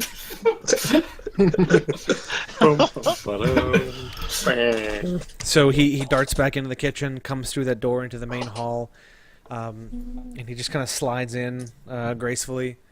And he goes, "Well, it looks like we're having a little bit of a... We're switching things up a little bit tonight, but what's life without a little bit of change, right?" And he snaps his finger, and music starts playing from somewhere in the room. Like, you don't see anyone with instruments or anything like that. And then all of a sudden, if you look up on the balcony, you see a few bards playing together. There's probably like 3 or 4 of them. Ash is there. One of the guys that you've probably seen from the Mantis Arms is there. And there's some old guy who has this really weird stringed instrument that he kind of is laying over his lap. And he's just twiddling on it. And like the 3 of them playing together sound like pretty good. And they quickly start playing a rhythm that you can probably dance to pretty easily. Like, it's got a nice... steady beat to it, and it's not like slow dance music, but it's enough to, you can kind of hang out with somebody and dance. Neve asks Ease to dance. Okay, I'm not great at it, but we can give it a try. Should I roll a Defy Danger Charisma or Dexterity? This is Dex. Roll for Dougie. Roll to Dougie. Does anybody else want to try to find a dancing partner? Oh, great. I know. I want to would- say Zephyr is going to go for the person in the Sapphire... what's it called? Sapphire Council? Neve trips in this large dress. Yeah, so in front of everybody, you trip, and you also knock Ease over, and you kind of land on top of her.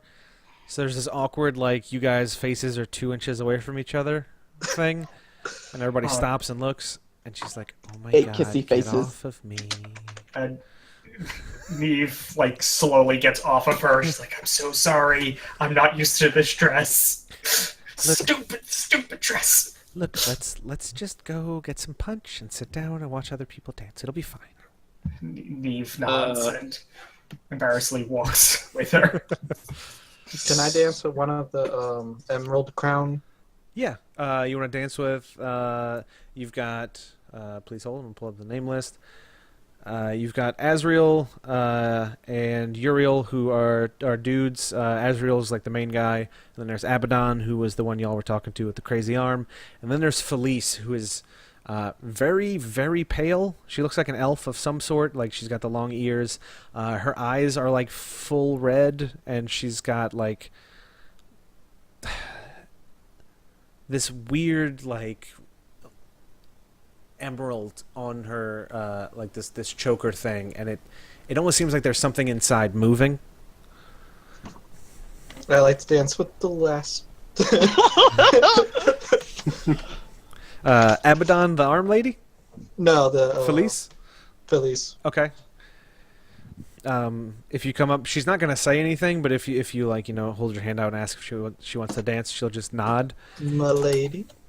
And she does this weird kind of like, it's hard to see her movements almost. It just looks like she's floating. She's got one of these really long dresses that comes down to the floor, but like it doesn't move as if she's moving her legs. Like, she just looks like she's somehow hovering over the floor as you guys dance. So why don't you roll me a Defy Danger dexterity?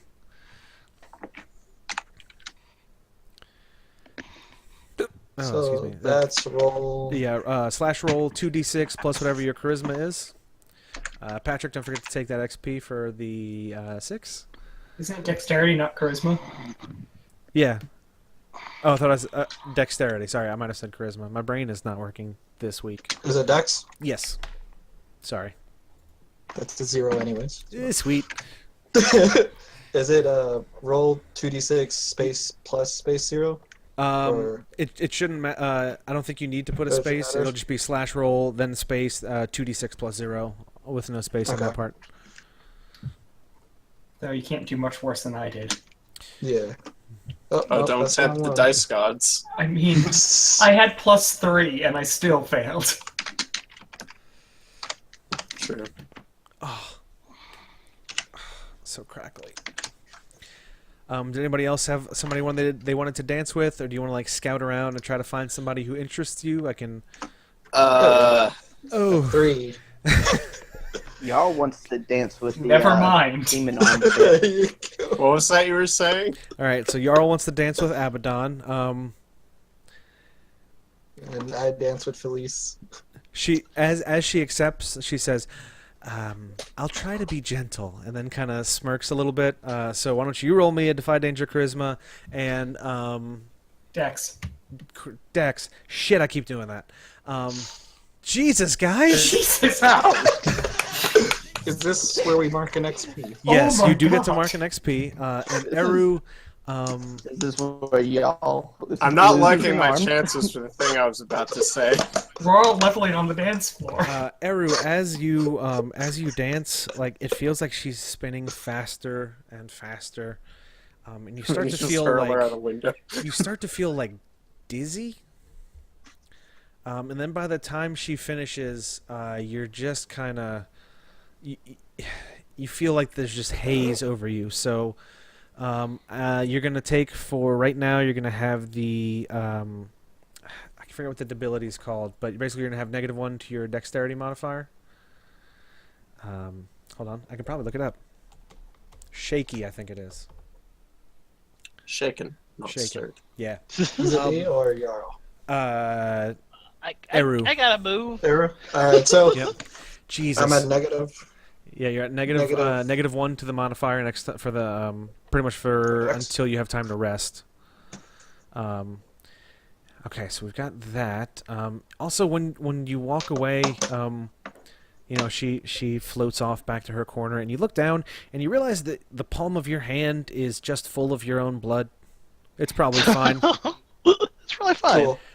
Jarl, Jesus, you are dancing with Abaddon, and she tries to take it easy on you, but at some point you trip, and it looks like you're going to fall, and she tries to catch you by the shoulder, and there's this kind of loud cracking sound. So I need you to roll me 2d8, and we're going to keep the higher number, and you're going to take that much damage. No armor, you're wearing Yep. basic clothes. You're wearing fancy pants clothes. I mean, you guys are beautiful rolls. Oh, that's not bad. Just Wait, do, does just that do roll? slash. Yeah, just do slash roll 2d8. It should break it out separately still.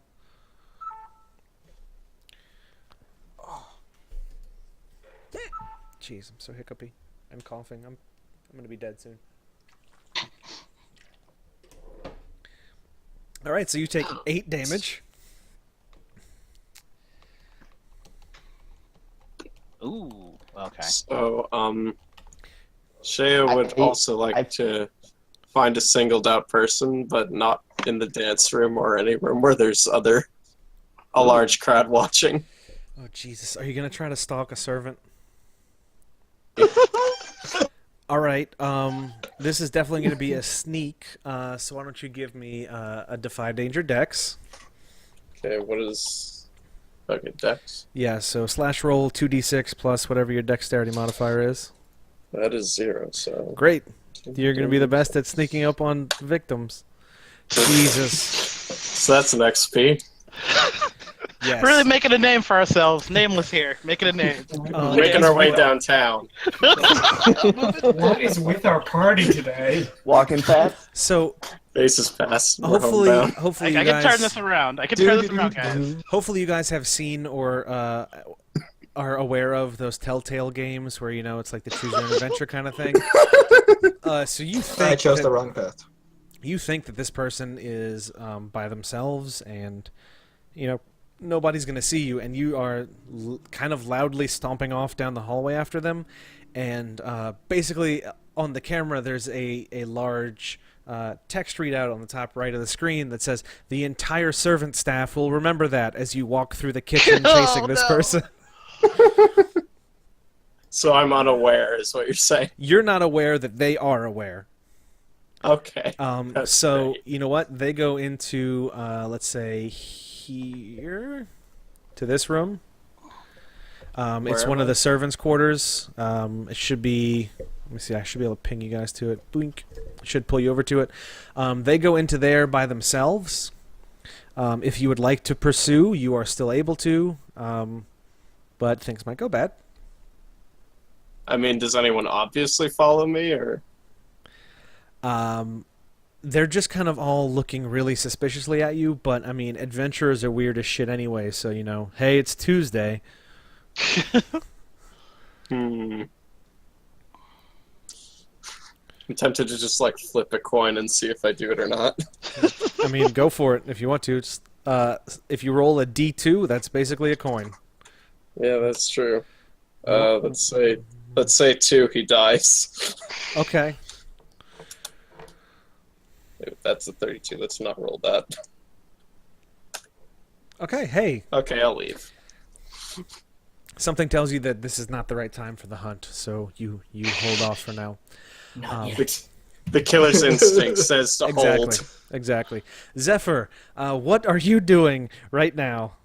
I need to find somebody else that knows how to party. I'm going to detect alignment chaotic. Okay. Huh. Hi. Do you have that? Yeah, I got detect alignment. It's a spell, but Okay. If it's a spell, I think you need to roll for it. oh yeah. 7. Look, a roll that actually It didn't works. fail. Okay, yeah, you didn't fail, so it goes off. Now I need you to let me know whether you want to take -1 going forward, whether you want to forget the spell, or whether you want to draw unwelcome attention. Ooh. Dang it. That's what I was going to say, but now I Do it. All right, yeah, unwanted attention. Great. Now, All attention is good attention. yeah, all press is good press, right? Mm-hmm. So how are you trying to find this chaotic person? Are you just shouting out who wants to get freaky, or what's the what's the Want image some here? fuck? Hey girl, who wants some Hey. fuck? I look among the crowd. Who is drinking more than everyone else, and just seems bored by the fanciness?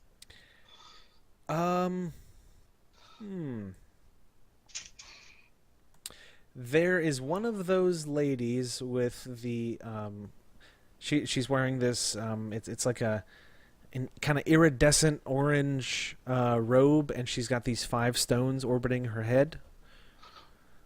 And she looks a little bit bored. She's idly catching her drink on fire and blowing it out every now and then. So whenever you shout whatever the hell you shout to get people's attention, she basically just drops her drink without even putting it on a table. She just drops it and walks up. She's like, "Hey, Hey, let's tell these people how it's done. My tempo or yours? surprise me." I Here point. comes another 5. Here comes another 5. I go to. We got people on the bards. I Ash, play something upbeat. Okay, the music stops for a second, and some faster music kicks up. Hold on, let me see if I can find something. I just realized I have the power for this. Let me see. Why doesn't this play? That's a bummer. Okay, well, I'll play it for you guys, and we'll just pretend I can hear it. So music starts playing. Is it playing for you guys? Yeah. Okay, it's not too loud, is it? No. Okay, good. So it starts playing, and let's see how well you dance, Zephyr. I'm going to need a man. Defy Danger Dexterity this time. I did it right. Bravo.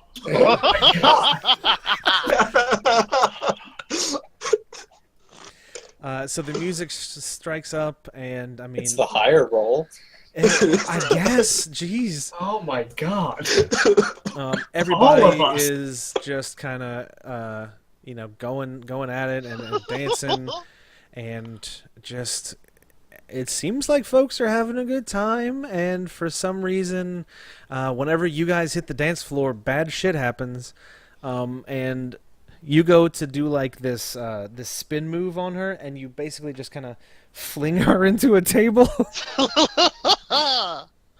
You go for the spin move and you accidentally do the suplex.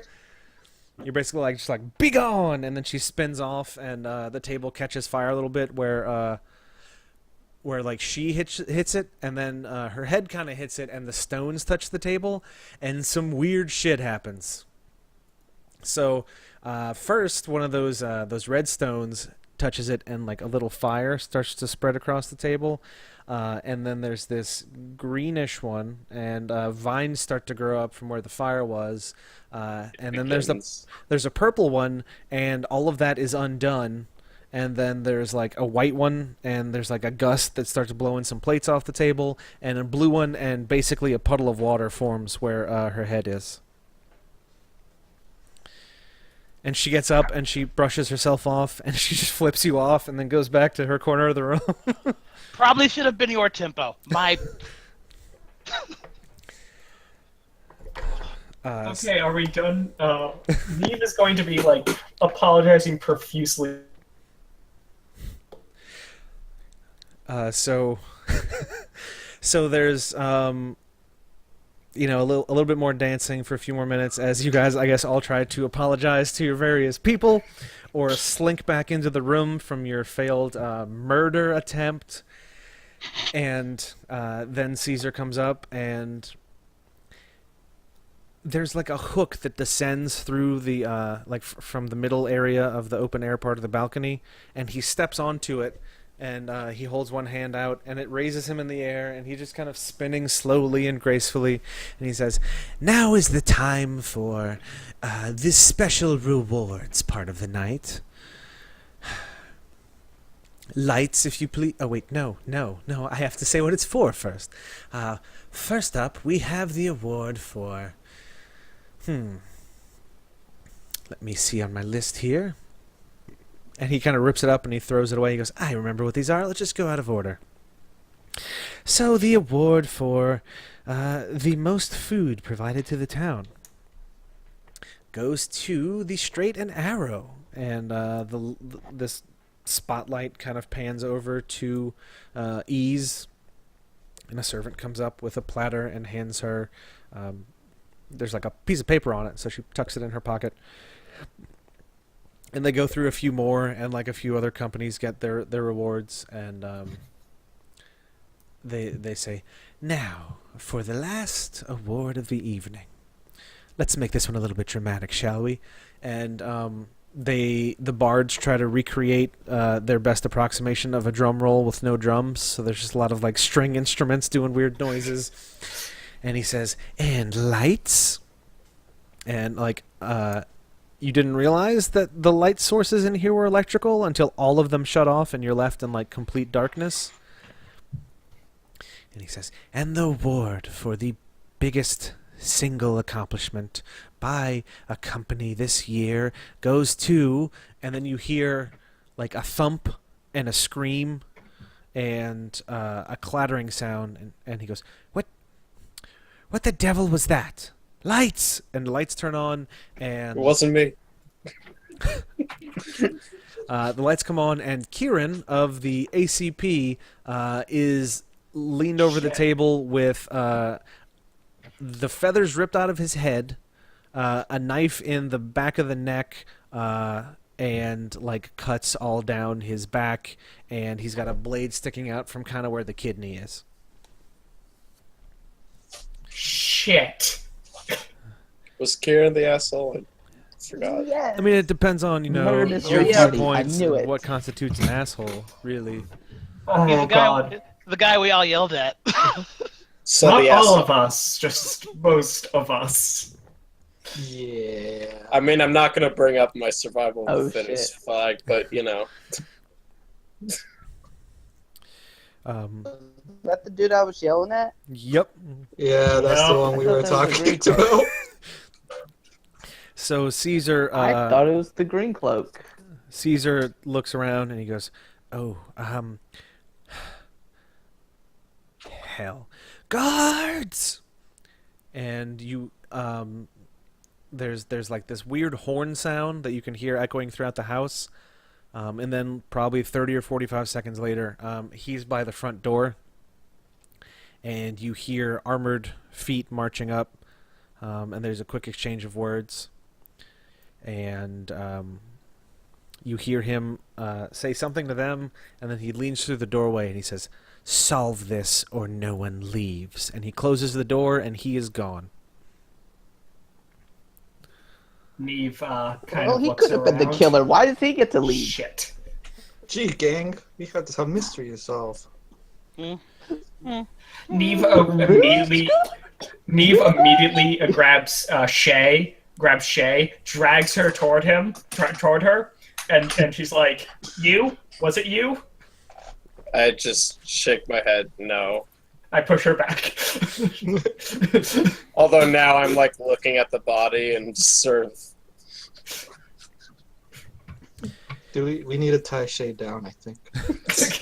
just for this part. No, bad Shay. I have the spray bottle. We'll use it. Thank you, Jarl. So there's a guy wearing one of those really fancy white robes with the gold threads in it. And I mean, he's got like a long ass beard, and he points a gnarled, shaky hand over at Neve and Jarl and Eru a little bit, since I figure y'all are probably in like a similar area. And he goes, Yeah, "Well, I think it's obvious. Those three did it. They hated him. They were arguing with him a half an hour ago." I didn't argue with him. correction. We debated. Correction. Jarl. And if it was me, he'd be missing kneecaps. Ask anybody. I take my kneecaps. Plus, Neve wasn't even here for that. Well, maybe you didn't have time to take the kneecaps yet, but I know better than to trust a dwarf. That's racist. That is racist. And I just, How do you know I shit? flick him with a pristine, clean hand and go, "That's my weapon. If I had killed him, Okay. that would be bloody." Nearly grabs him and puts Jarl down. You all seen it. He assaulted me. I'm a frail old man, and he didn't even have any compunctions about trying to strike me down. Okay, Neve's going to be like, hey, can we all just calm down here, please, and, civilly assess this situation in a civil manner and not get into a fight of pointing who killed who, even though, yes, I know it looks really bad on us because, some people, I look at my other party members, were deciding to argue with the guy who got murdered later. Way to go, guys. I'm inching towards the corpse. Why can't I go anywhere without death? I grab Shay. And I'm just like, stay. One Mate, of the, Well, first of all, I didn't know he was going to die. Otherwise, I wouldn't have argued with him. We're just trying to defend a little guy. one of the servants comes up. It looks like one of the head that's ones. some hindsight crap. And he says, "If I may be so bold, it would It may be of interest to those of you who are investigating this that strange one over there has been looking to eat meat all night, and he was stalking one of our servants through the halls. Patrick, you muted, I think.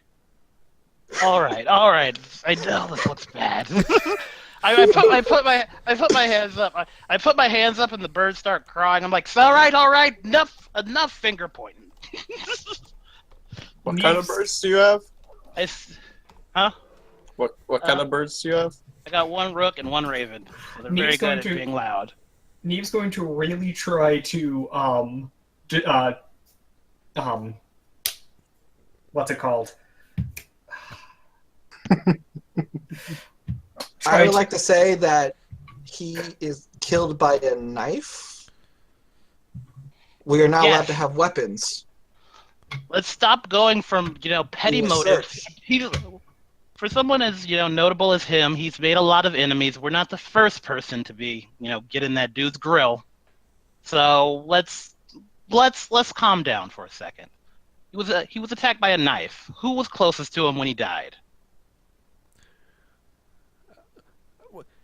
Well, the lights were off, so it's really a bit hard to tell. The lights were off. Well, who was standing by him when the lights went out? It's not elementary here. It's a bit hard to tell, because honestly, we were all watching you five try to... Well, the four of you try to dance. We tried to avoid eye contact with the weird one, if at all possible. That's probably for the best. I'm looking directly at this person talking. Okay, don't make eye contact. Don't make eye contact.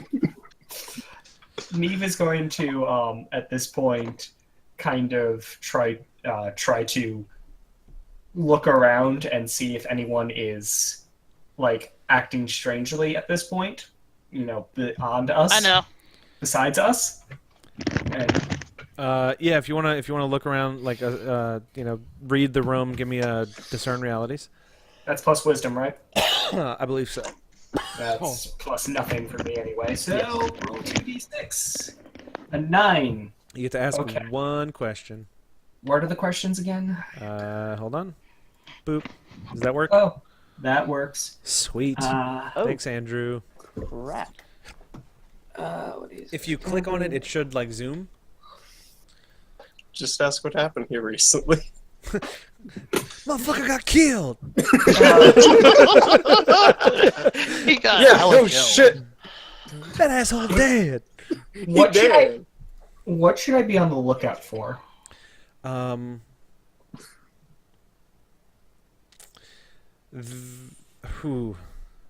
Okay. You notice it before anybody else in the room for some reason. Kind of off to the side of the table, it's in one of the shadows. You see a bastard sword with a check tag on it. Uh-oh. Neve is going to, at this point, do I recognize the check tag? I don't think you were paying attention probably when the sword was checked in. Do I recognize the sword? This is y'all's first time really doing stuff together, so probably not. It's just a You could big tell the sword. group, though. Neve is going to be that kind of jackass. Is like, oh, look, there's a sword there. Why don't we look at that? I look to the sword and oh. Neve then looks straight at you like the head turns. Are you fucking kidding? No. So two people go over and grab it, and they lift it up, and they go, "Oh, well, it looks like this one's been checked. So all we have to do is match this to the person who checked it in, and we'll have a likely suspect, if nothing else." Who checked this sword? Is there any way for me to sleight of hand this somewhere else?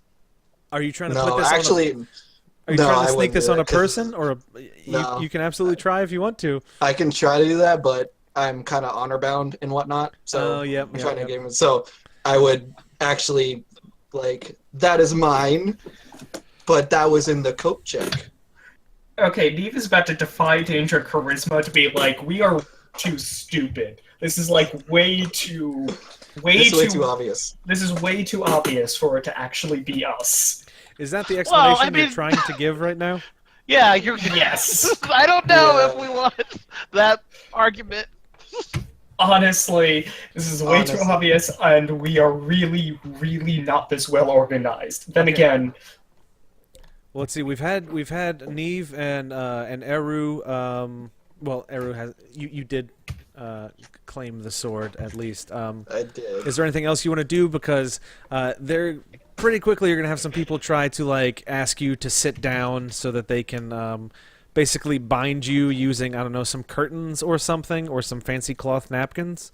Because, sir, if you don't mind, if you would just sit down so that we may bind you until we can clear your name. Because, I mean, obviously, given the circumstances, this sword it's your sword and it was checked. So it would be foolish of us to let you roam around behind us when this man was obviously stabbed in the back. Wasn't the weapon in the dude though?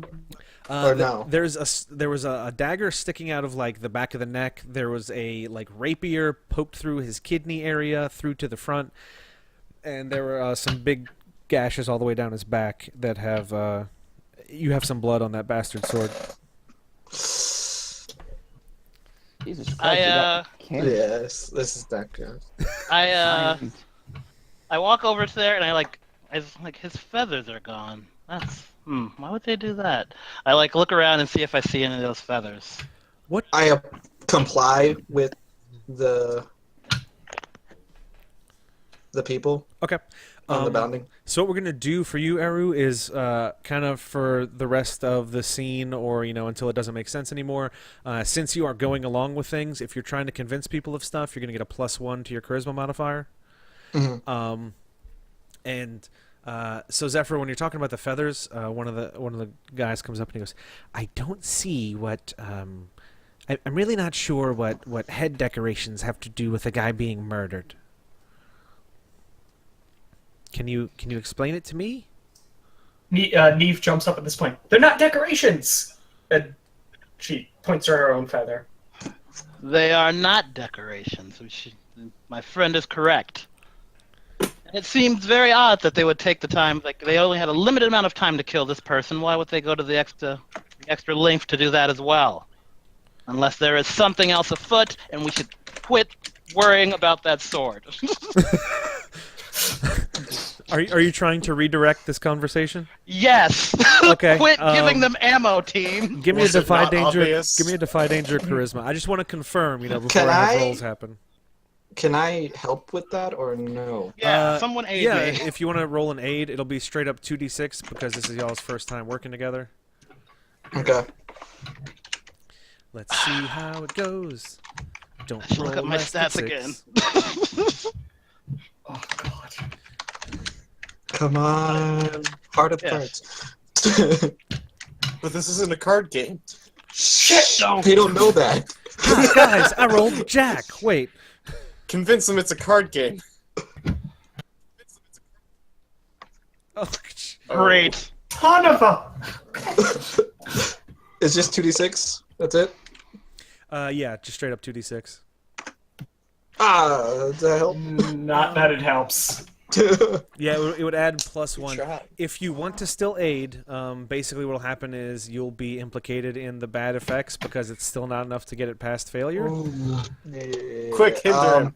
I'm just gonna be quiet on this Okay. one because if I Yeah, you're already kind of in hot water as it is. yeah, Mr. so Tied to I'm the gonna chair.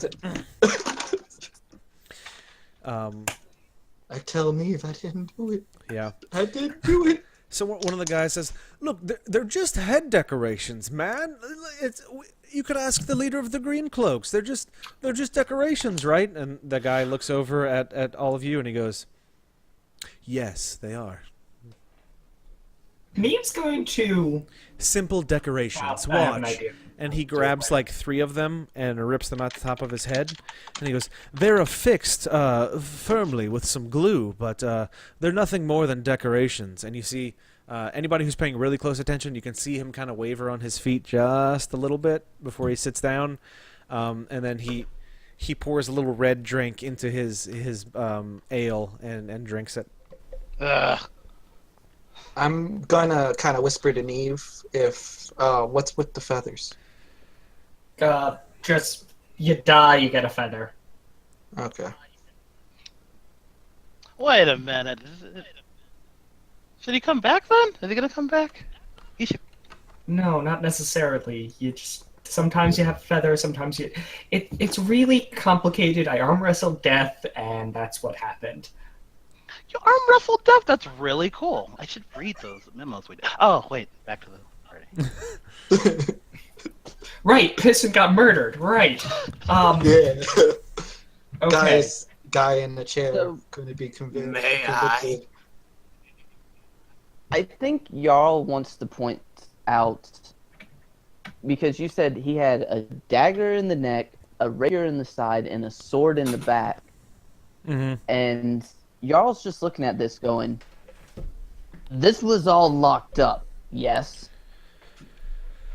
Well, not necessarily. It was all in the armory closet, but, I mean, there's no need to lock things up if everyone is following the rules and checking things. And, I mean, obviously, everyone was cooperative. We all know the rules of this place, don't we? And there's just kind of a murmur of, yeah, obviously.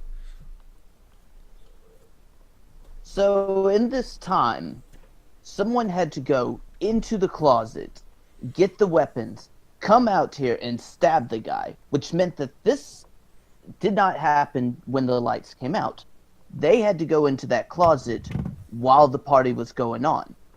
Did we notice people leaving the party? Yeah. Everybody think back. Yeah, your weird friend over there who's always interested in the meat was he was skulking around the hallways. In fairness, he was skulking around the servants, who all had eyes on him the entire time. Well, at some point he gave up and walked off. I don't think he went back into the main hall. Seems real convenient that creepy guys walking around outside of the dance floor and then people end up dead. Neve kind of looks back at the party, and she's just If like, I was okay. outside of the dance floor, could not kill him. Neve looks back at the party for a second, and she's like, okay, just want to get my bearings here. We didn't kill him, right? We did not kill him. I once again shake my head. Because the evidence is looking really bad I against did. us. But that's how it's supposed to be. Okay. All we have to figure out is Yeah. how we could kill him when we don't have our weapons. I mean, the only way we can get our weapons is during that dance, but we all kind of failed that. We all had a partner. I mean, I can. My weapon's right here, and Jarl just kind of does his hands Oh god. like little. Yo, finger stop waving making it thing. worse. To be honest, y'all, it was a Again, weapon. if I had killed him, he wouldn't have a kneecap, so I didn't do it. But these would be blunt. Quit giving them evidence on us. All right. Jeez. All right. Neve is going to go try to talk to Ease, which is the only alibi she has. Yeah, hi. Forgive me if I don't turn my back to you. What do you need? I thought we were friends. I thought we were too until you shoved me onto the ground and then ran off to the other side of the room. Damn. No, I stayed with you. Okay, well, I ran off to the other side. I really need to stop wearing camouflage. I thought it was weird that you were talking to a plant for a few minutes, but I figured, maybe this is just her coping mechanism. I was over there. Are you saying I look like a regular plant? That's kind of offensive. I'm sorry. I'm sorry I tripped on you. It really wasn't intentional. I did not like doing that. I hate this dress. And at that point, Neve is going to actually grab the dress and rip off the bottom bit of the dress so she can walk. So from up above, you hear Ash. Hey, you're paying me for that. You know that, right? And Neve's like, okay, I can move now. This feels more comfortable. I'm sorry. I am very sorry that I tripped on you. It won't happen again. For the record, I do think you were a good friend. I really liked you as a friend. You were awesome. You are doing an awesome job at being a person today. Probably better than all of us. So keep on with that. I'm gonna go try to clear our names. If you could help, please do. If you can't, well, thanks anyway. It was a pleasure to meet you, though. And she's going to go do her thing. It's like, okay, need to be better. Maybe that green cloak guy really doesn't seem to like you guys. Yeah, I don't like him either. He Noticed. kind of is a dick. Oh, okay. Talking about shoving, he shoved me once. I'd like to tug at Neve's, I guess, remains of dress or something. Mm-hmm. Neve looks down at, like, oh, okay, don't pop up like that. What's up? May What is I? it? And I just point at the thing. No, don't. Stop that. Not that. Do what, then? What is it, boy? Smell. Ooh, good. Yes. Okay. I turn into a coyote and I walk over to him. Okay, well, that could be promising. Why don't you give me a what is the shapeshifter or whatever it's called? Yeah, move? so that's 2d6 plus wisdom, Yes. which I have 2, I believe. Yes. More XP. I'm thinking frantically, how can we aid this in any way? Nothing. Everybody start barking. Roof, roof, Jesus. So I think It happened. Roof, roof. I think I figured out what I'm Yeah. gonna do for failed shapeshift rolls. Oh. This doesn't apply here, but if anybody Yes, listens, you conveniently bring this up when I no, perfectly. if anybody listens to friends at the table, it'll be very similar to that. Oh no!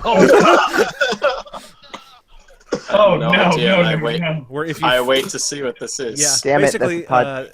Austin decided to do a thing where, like, if you do a 6 or less on a shapeshift roll, that thing that you're turning into, you turn into it, but it no longer exists anywhere else in the world. Oh, God. They had a dude. What happened? They had a dude who had it was called like Thing Talker, and he could turn into like inanimate objects. So he tried to turn Oh, into no. sand, and he failed. Ugh. It was rough. Yeah, it did some bad things. Anyway, so you turn into a coyote. I'm gonna say if you want to use your superior senses to like assist you with discerning realities, you get a +1 to your modifier. If you spend a hold, you can also get +1 to any kind of like ferocious type charge attacks or anything you do, since you got the teeth and claws and stuff. We'll get to that. Yeah, At a we'll later. we'll eat that bridge when we burn it, or something. However you guys work. Some I sort don't know. of thing. So, yeah, I want to go over and sniff him for, I guess, discern realities. So that is also plus wisdom, and then I will also use a thing to get a hold to get +1 for my sense. So, watch this somehow fail.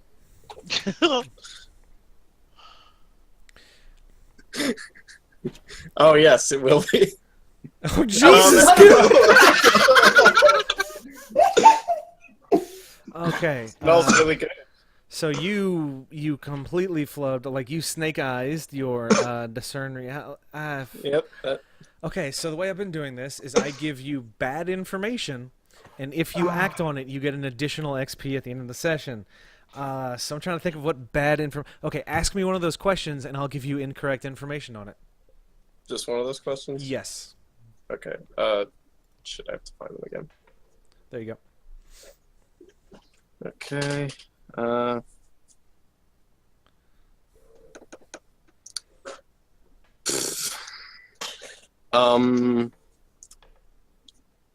What do I want to get wrong information about?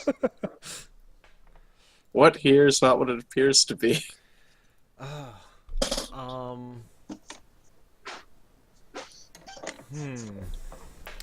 Man, that's a good one. Okay.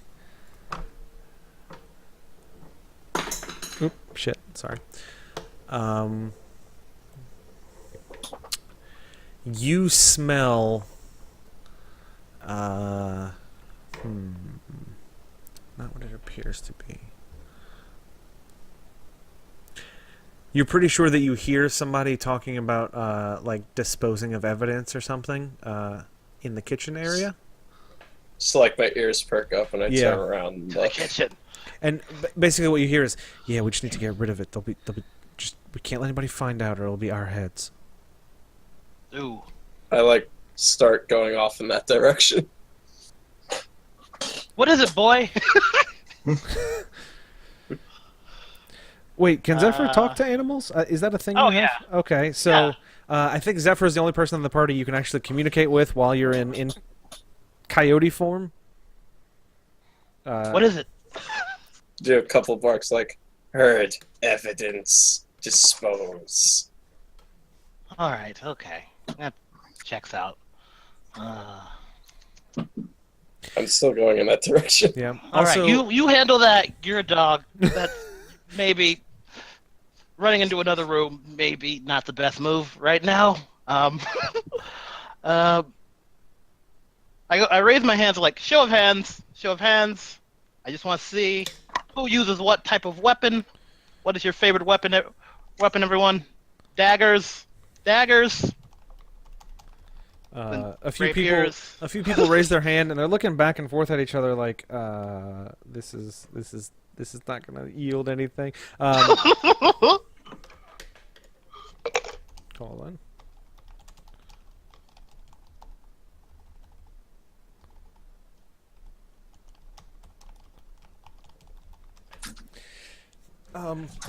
Sorry, I had to send a message that only one person can see. Yeah, so if you want to try to break people up into different groups, you absolutely you can try to convince them to go along with this idea. Neve is going to make sure that she's in the same group as the head of the Green Cloaks. Okay. A nod. Good. Yes. I'll still be in the chair. I'll still be in the chair. Ooh. So the long / bastard sword group just kind of converges around you since you can't really come to them. Mm-hmm. Hey, how's it going? I mean, it seems better for us than it is for you, lad. It seems like it. All right. I'm innocent, I tell you. Was the speed at which the attacks occur, like the lights were only out for a second, it looks like more than one person attacked at once. Is there any like group of 3 people in each group here? That again doesn't look good for us. So wait, You what pointed are you trying to find at out? the sword with his name on it. We're gonna find. Now we want to see like if there's someone with a rapier, someone with a dagger, and someone with a broadsword that like came together. Oh, like as a they're like group. from the same guild, like wearing Yeah. similar stuff. That sounds like a discern realities. Cool. Get out of here, basic moves. What could go wrong? What could go wrong? I mean, we've hit rock bottom as far as discern realities goes, so... Is there any way I can use hunt for this so I can add my bird? What are your hold on, let me check out something for the You're hunting a killer. Yeah. Oh, motherfucker! Yes. Why don't I just hunt and track? Yeah, I can get on board with that. Yeah, let me do a hunt and track. Hunt and track. When you follow a trail of clues left behind by creatures. God damn it, that's Yeah. why'd you bother showing up, you dick? Like after all of my talking in big like groups, we'll get into groups. Like Simone lands on my shoulder and is like, "We just can track. we track people. It's what we do. Oh, okay. Let's do that then.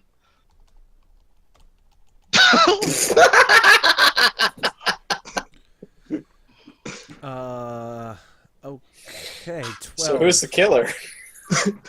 Let's see. On a 10 plus, okay, on a 7, you follow the creature's trail until there's a significant change in its direction or mode of travel. On a 10 plus, you also choose 1. You gain a bit of useful information about your quarry. The GM will tell you what, or you determine what caused the trail to end. So there's a trail. It leads. You're able to kind of trace it backwards. It goes into the antechamber, into the arms closet, through the other closet to the sitting room. I forgot to add a door here. Sorry. Boop, boop. Through to a dining room, through to the kitchen, and then through to the main hall. And at that point, right about the middle of the room, the trail stops. It visits that area where the dead guy is, but then it gets to the middle of the room and stops. I wish the other animal was here so I could tell them that in secret. But I mean, I was sort of wandering off towards the kitchen, I guess. I don't know what. Hey, Chris, how many people in the room have feathers on their head? Not a whole ton. Like, there's you, there's the dead guy used to, and there's the head of the green cloaks, and pretty much everybody else is wearing like hats or hoods or veils or something like that. But there's no other feathers that are like super obvious. Because the whole feather thing, like, if they pulled out the feathers, that might mean that they have an understanding of what the feathers are. Which could mean that that narrows it down to people with feathers. This is Neve's own middle thoughts. That's some fair detective work. I have a question. Sure. For me or for somebody else? Oh, you. Okay. Would I know this is probably meta, but would people who can see in the dark, if there's anybody, or is that not exist in Dungeon World? yeah, that's a good thing to do. Yes. I don't know if people can. I don't believe that's like a general thing. Let's say, just for the sake of I can't figure out whether it is or not a thing, it was some sort of magically induced darkness that was just impenetrable. Okay. Because fuck that guy. I see your argument, but frankly, fuck you. All right. Can I go to the kitchen with the coyote? Or is anyone going to stop me from sneaking out? That is a sentence I did not think would be asked when we started this session. In the kitchen, coyote broadsword. Someone's No. in the kitchen with coyote. Do. Yeah, you can follow him if you want. I'm gonna slip out. Before I do, I go to Neve and I'm like, "Hey, Neve." What? I tell her, I was like, so the birds. We did a scoping, and I tell her, what was the trail? I've already forgotten the order. Okay, Auntie, I'll draw you a line. I figured out. Yeah, I can do that. Hold on, let me switch layers so it's on the objects layer so I can delete it later. Let's do blue. Okay, so it's going to go here, here, here, here, here, here, here, here. Nice. All right. So basically, can I do the thing with my hands and then that way?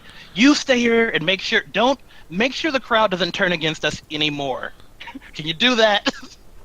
And Neve looks at her and she nods, and she's actually going to go to Ease again. Oh my God! What? Look, I'm sorry. You guys are the prime suspects, and you're making me look guilty by keep coming over here. What can I do for you? Ease their Ease? suspicions. Ease, Yes. I know we're the prime suspects, which is why I can't do this. But perhaps you can. And I would really appreciate if you could just, and I lay out the track that Zephyr seemed to have found. Mm-hmm. If you could just look through it and see if there's any evidence. Obviously, it might probably point to us, but here's hoping that it doesn't. Could you? I'm gonna stay here and talk to people and try to figure that out, but you are someone who could possibly go look through this stuff, and you're the one person here I trust. Neve smiles. I'll take. Why do you trust her? Trust no one. Give me a Defy Danger Charisma. 8. Okay. She says, look, I will do this, but the second that someone tries to pin something on me, I am throwing you so far under the wagon you'll be lucky if they're able to dig you out before you suffocate. Neve hugs her. So she stands back and she says, okay, everybody, my fabulous hunter skills have shown me a possible path that we should follow. I'm not going anywhere by myself because that would be suspicious. Does anyone want to follow me or come with me? And a few people raise their hands, and a small group of like 4 leaves and traces that route. Maybe like 5 minutes later, they come in through the kitchen to the main hall, and they're all kind of chatting back and forth, trying to, I guess, compare notes on what they saw. They say, okay, so we looked around. Someone has definitely they've kind of torn through that armory closet. There's stuff everywhere. There's tickets all over the floor. I don't know what's going on. There's a few sets of footprints that lead up to the kitchen, and then it looks like there's 2 sets that lead into the main hall that we think are the culprits, but they sort of disappear after the stabbing. How big are the footprints? Foot shaped, sized, foot sized. I mean, what kind of shoes? Oh, I mean, like. Show us the footprints. Everybody put up your feet. Feet Well, check. She says, well, they look like kind of like formal shoes, I guess. Okay, Jarl, what kind of shoes are you wearing? Jarl's barefoot underneath this rug, or this robe thing. Okay. I don't like shoes. And then... There's some murmuring, and you hear a few people go, gross! Okay, Error, what kind of shoes are you wearing? I wear the shoes of my native land, which is kind of like fishes. Okay. Fishes? Fishes. Okay. Fish And then, shoes. Okay. and then Eve holds up her shoes, which are like heels, but very awkward-looking heels that she's not used to. Mm-hmm. Heels for And- orcs. Yeah, heels for orcs. Well, probably heels for Ash, but and so she's like, none of us are wearing formal shoes. Well, okay, I am, but I'm not wearing the type of shoes that... Well, I mean, if you're expecting us to believe that it's impossible for someone to change shoes, but it is possible for someone to steal several pieces of weaponry, then I mean, it could be a bit of a logical leap.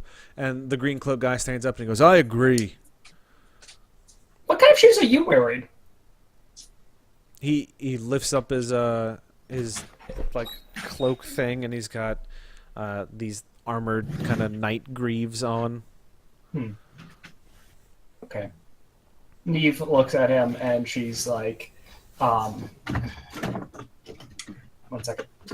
Sure. Uh, Yeah, as he holds up his shoes, he goes, I would say that I'm afraid that it's hard for me to sneak around, but I don't particularly have need for sneaking, and I also don't particularly have fear of much of anything, especially a crime I didn't commit. Neve looks at him and, can I discern realities with him? Are you trying to, like, just analyze him and the things he's saying, or what's the... analyze him. Okay.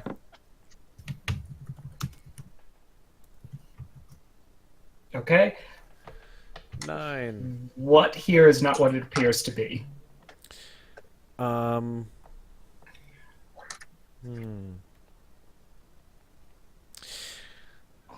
There's something This wrong man is with one of the servants. I look at that servant. There's one in And the what- corner who has a weird shimmer to him.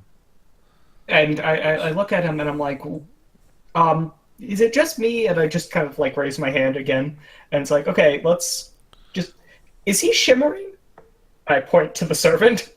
You point to him, everybody kind of looks over at him, and then the image of the servant turns around and faces wherever you're pointing at.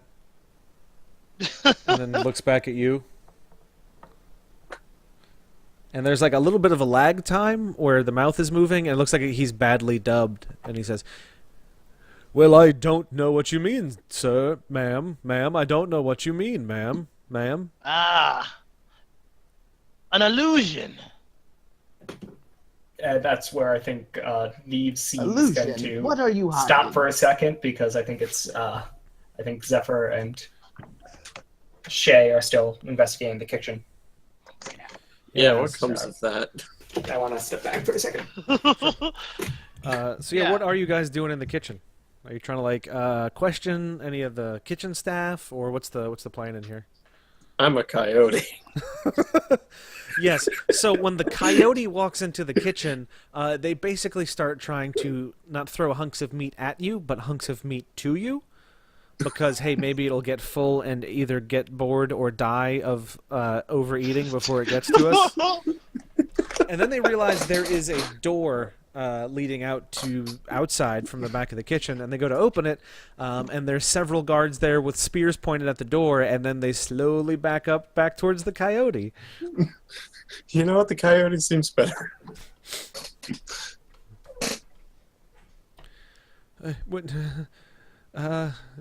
Good boy, good dog, sir.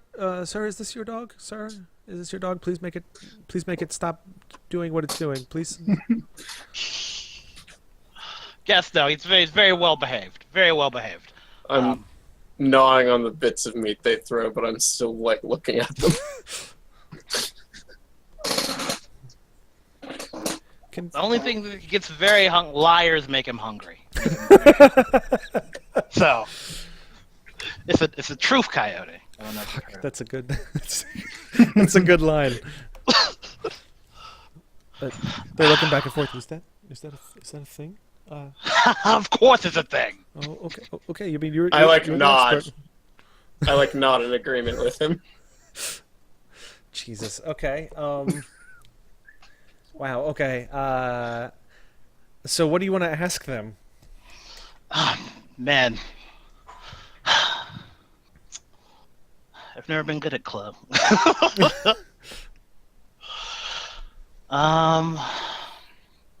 This is nowhere on my trail here. It's no for the path. Oh yeah, y'all are in the kitchen. So I mean, like something came through here. Okay. All right. Truth coyote. You know, he's satisfied by lies. Or truth, lies just make him very hungry. He loves the flesh of liars. I nod again. When the lights went out, someone came through here. And when I say that, I kind of I discern reality to see if anyone's like yes or no or. So you're saying someone came through here? Yes, when the lights were out. Well, lots of people were coming through here. I mean, the kitchen is very busy, sir. When the lights went out in there, I believe they went out in the whole building. They were out in here as well. We did hear a faint bumping or scraping sound or something, but I mean, I figured it was pots scraping across the stove, perhaps for someone trying to dish some sort of dessert or some soup or something. And you're just cool. Were you aware the lights were going to be going out at this time? Was the servant staff made aware before time so they didn't bump into things? Oh well, yes, we we know the general itinerary. Things were a bit mixed up with as far as the questions go, but Caesar is very loud, and we have come to sort of anticipate the things that he's doing, so we can try to work around it. It's what servants do best, is we work around in adverse conditions and with unpredictable people. I like to finish the meat and edge a little closer to them. And so you're saying even you would not notice someone coming through here in the dark. You just went through as normal. Sir, after my career change, I've made it very, I've made it a top priority of mine to try and avoid dangerous situations and stay on the safe side of things. So I'm very close to him now. I keep my head down, and I don't put my hands near weird dogs that eat very quickly and are closing in on me. And could you please make the dog back away, please? All right, so your servant staff. Do you have any wizards among your servant staff? Any magic users? Wait, no. Better line of questioning. I slapped my head. Before anyone came here and joined your servant staff, were they on any of the guilds? A few of us were. We were offered a choice before exile that we could either come work in the manor or work as cleanup crews for those who did not take to the expulsion well, or we can be expelled. Shay, do you have anything? I howl. Oh! Shay, do you have anything? It's going to eat me, isn't it? Is that the go symbol? Is it? No, it's going. I want to sniff around for the evidence that I think they're disposing of. Okay, give me a discern realities with +1 if you're trying to sniff around using your crazy dog's nose. I'll just use my normal modifier. Okay. For this.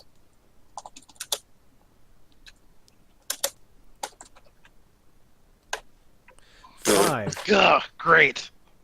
So ask me a question off of the list, and I'll give you a shitty answer.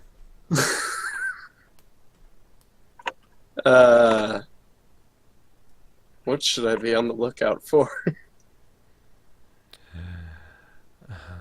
Well, the most pressing thing the thing you should focus on to the point where you're blocking out all other noise and interference is that Jarl is absolutely, positively a demon.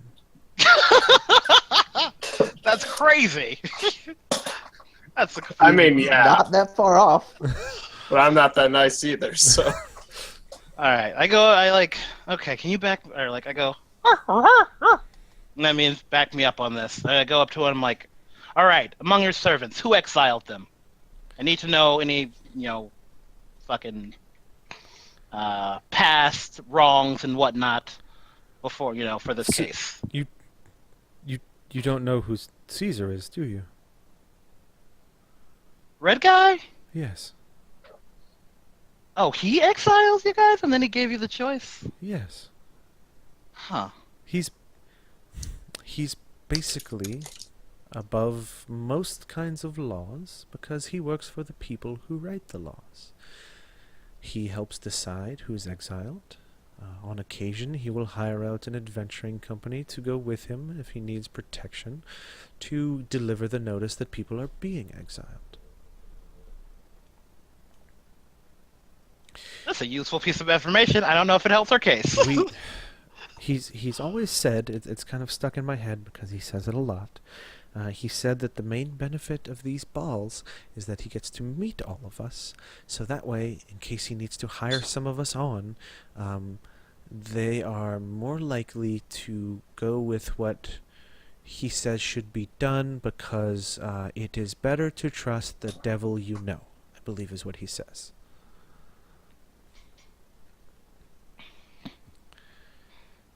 Can we go, please? We're going to have to begin cleaning up the main hall Because regardless of whatever you all do, if we don't fulfill our job duties, we get kicked out. So I have to get my co-workers together, and we have to begin preparations for cleanup. I wish I had a Phoenix Wright objection right now. Hold it. Hold it. Caw-caw! Bum, bum, bum, bum, bum, bum. All right. Last thing, you're the head chef, right? Head of the servants. The head of the servants? Heavens, no. He's, I think I think he was in the main hall. Look, he's the one with the slightly brighter red jacket and the strange. He has this floppy hat that he's so partial to. Look for him. He's the one in charge of us. Our supervisor. He likes to say, human asset manager. We call him the Ham, and he hates it. I hear the word ham, and I just immediately lose interest in these two, and I start walking off to the middle. Nice. All right. I think we got some good information here. It's all right. Free to go. Thank you. And they prepare. They run off to. There's like a workshop back here. Boop. They run off that way to go get some like mops and that kind of stuff. So are you all like regrouping in the main hall? I'm regrouping, and I don't know if it's fucking. I look for anybody that fits the description of the head of the servants. What's going on with the shimmering guy? He's adjusting his weird floppy hat, and there we go. I was about to say. He is shifting uncomfortably and having trouble identifying like people, and he's like, "Ma'am, sir, ma'am, sir. Pardon me, pardon me." Anyone else? Something Robot? I wanted to do once the group Contra? got back together. Okay, what's up, Jarl? I want to get, when everybody kind of gets back together and whatnot, y'all's going to look at him and go, alright, I know about ripping and tearing and blood and guts and gore. If this man was killed with the sword, that left blood. That was, especially these gashes on his back, that had to have left even a small trace of blood on the person who cut. And if these stabbing of the neck and the rapier and this cut in his back happened at the same time, all of them would have gotten hit with some sort of blood. I want you to all look around the room, see if you can spot any blood on anybody's outfits. It'll be on their arms, it may be on their hands, it may be on their shoes. Look anywhere and see if they have blood on them. Oh man. Even the smallest drop. Okay. I know I just did a bunch of shit, but I'll count one last thing. I want to use guidance because I have a fucking shark for a god, and try and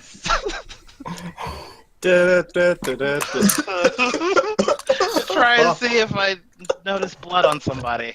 Hold on for me. Guidance, is that a paladin move or cleric move? Hey, name. Divine It's guidance? a cleric rote. Yeah. When you petition your deity according to the precept of your religion, you are granted some useful Stop. knowledge or boon related to your deity's domain. The GM will tell you what.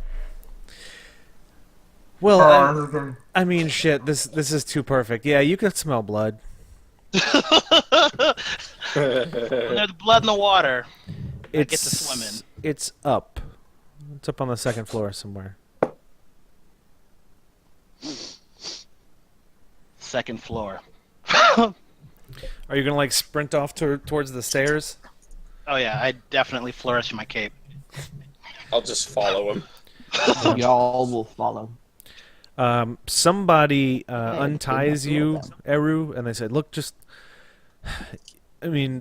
come upstairs with us, I guess. We don't want you unsupervised, and it looks like everybody's gonna come check this out. So just look, don't make a scene. Yeah, just don't make a scene. Don't make me regret this, please." I did not do this, and I will be on my best behavior. Great. Maybe after this, if we all survive, we can, we can chat and something. Anyway, yeah, let's go. And you guys are led upstairs. So there's this big balcony area. Can you see the second floor map right here? It's on the Yeah. right. Yeah, it should be off Yep, to the I see right. it. You should only have main hall balcony and a few doors visible. Okay. Correct. Yep. So shortly after you get up to the top of the stairs, Zephyr, your nose directs you, it says, like, towards the northern part of the house in some room or something, but after that it kind of fizzles out. So you've got, like, 4 doors you can choose from. 4 doors. Why don't we each go through a door? Good. So Neve goes. I'll. All right. Neve's gonna go through this door. Okay, hold on. I've given you all very, very strong and mean-looking animal tokens. Neve, you are... Which door are you going through? This one. Okay, you are kitty cat. Who's going through another door? He feels like a kitty cat. I'm probably gonna go with Neve Okay. because I kind of trust her more than anybody yeah. else. I'm gonna make well, you- I talk to her more. Yeah, I'm gonna make you rabbit. So kitty cat and bunny rabbit are going together. I'll Three take the doors. next door. Okay. I'm gonna give you the hummingbird. And then we've got 2 people left and 2 think doors. I'll take the one on the northwest side. The door Okay. on the northwest. Jarl, you are puppies, and I guess Zephyr, you are a snake. You are a snake.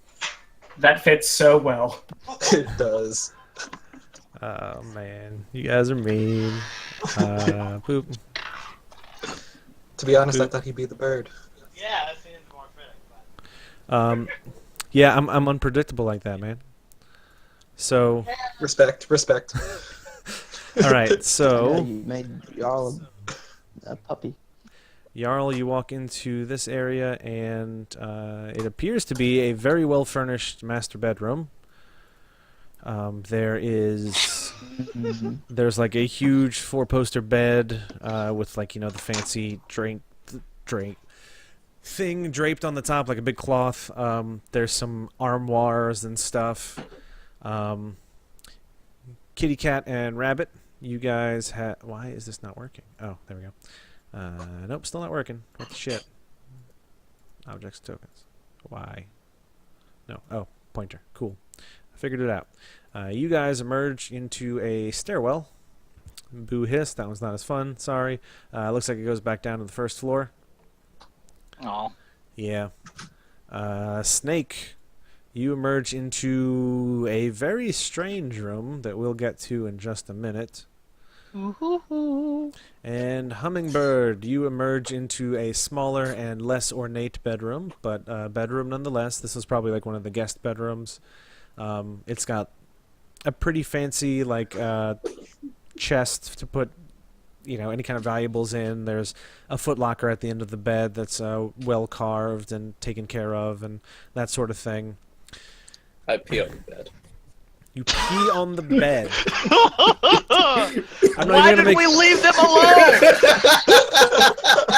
If you want to use your last dog hold, you can pee a lot on the bed. I have 2. I didn't use one before. Okay, shit. You want to use 2 hold worth of pee? No, it's 1. 1 hold worth of pee. Okay. So, He's holding it in. somewhere a servant just knows his day is getting really bad.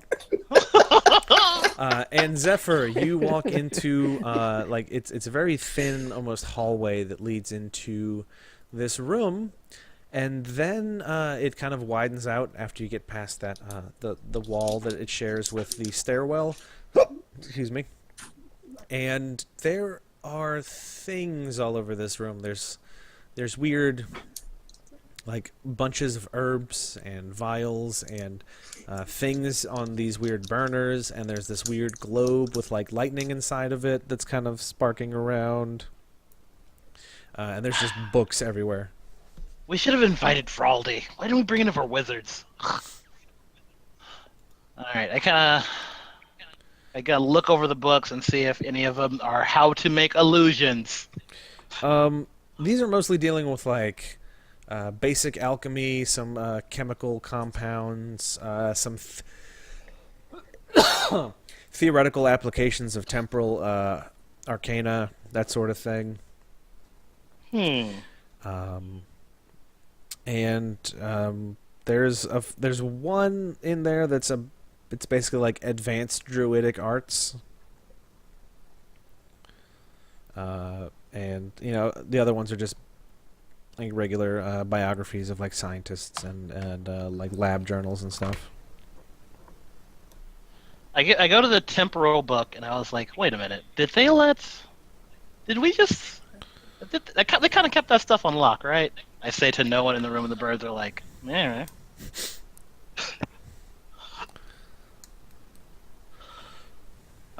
Yeah, I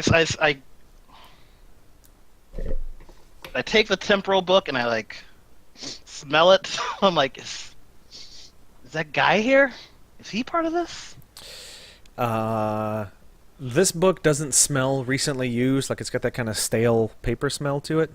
Mm-hmm. If you want to roll me a discern realities to see if you can figure out if he's in the room or not. I suppose so. Meaning he totally is, but it depends how fucked you are. Alright. 8. You get to ask one question. Alright. Where's my discern realities question? Scroll slightly up the chat. There should be a big block of text I posted. Right there. What here is useful or valuable to me? That rat that is looking out of a hole in the wall at you. Man. I turn my back and then I use stealth hunt. The ravens are fucking gonna swoop them up because they're stealthy and they can hunt. All right, go for it. Ah, man. Ah. What kind of roll would that be? A hunt? Would that be a? Let's do like a hack and slash, I guess, with their let me see. Okay, plus their bonus. Ferocity. Yeah, plus whatever their like ferocity or whatever is. Yeah. Cool. What's that? Okay. 2. Yeah, 2 plus. Oh yeah. All right.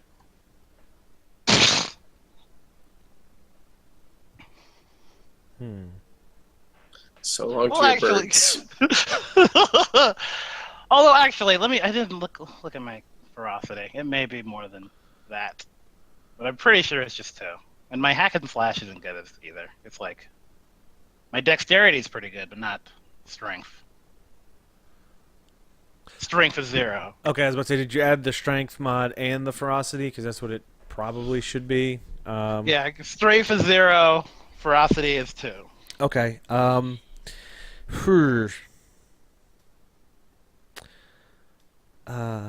Yeah, let's say this thing ducks into the wall, and you can hear it scurrying off down some hallway, or down to the west somewhere. You can't figure out where it's going aside from that. And unfortunately for you, in the swooping, the birds kind of tangle up with each other and knock a few vials down. Oh no! Yeah. Now they're chickens. There's this weird pulling sensation, and your point of view shifts a little bit.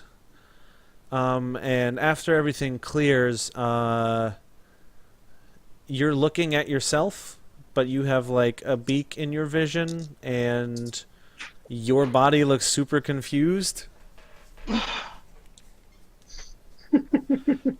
Oh Which my one is God. it? Is it Did he Castile say or like is it? Tengu? Is it Castile or the other one? Castile or Simone? You are Simone for right now. All right, Simone, you're probably smarter than me. You got this. I'm gonna fucking get that rat.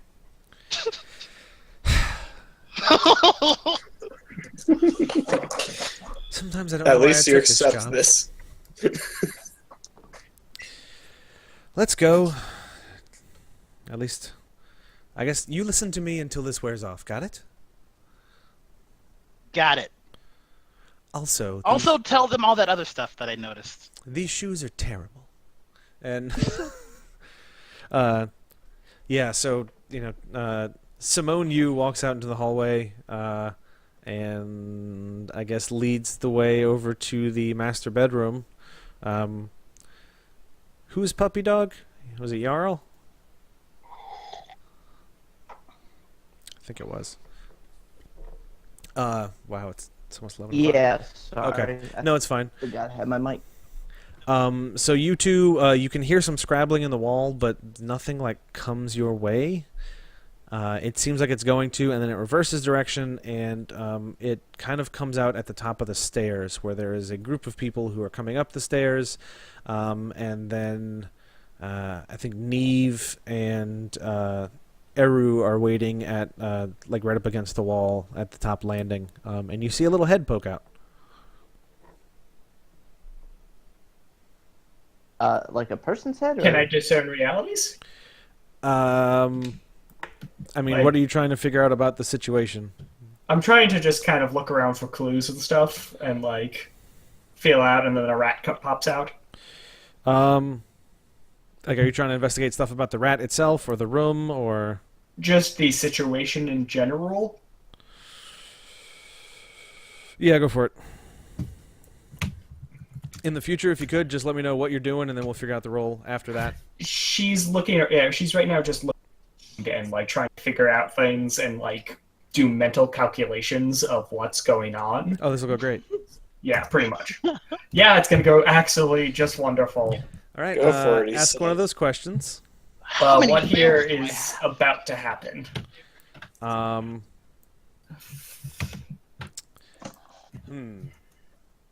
Rocks fall and everyone dies, apparently. Y'all's about to make an inappropriate move on what's her face. You have a feeling that you and Zephyr's relationship is just going to change a little bit today. Neve like shivers.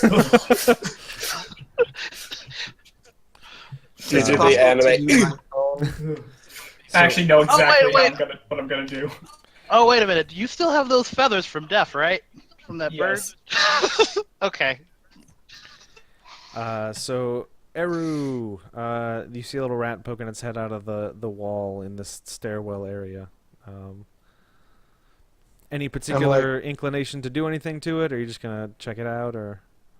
I kind of want to like, kind of bring it over to me, but I don't have animal.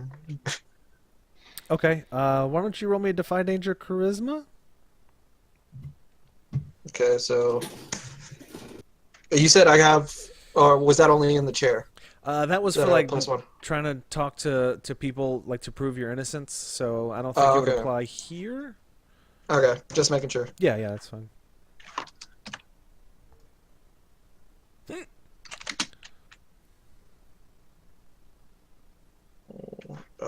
What is it? 2d6? Yeah, right? 2d6. All the Plus- rolls except for damage are going to be 2d6 plus whatever your charisma is. All right, let's see how this goes. Boop. Yeah, Not poorly. Nice. not poorly at all. So this thing looks like it wants to.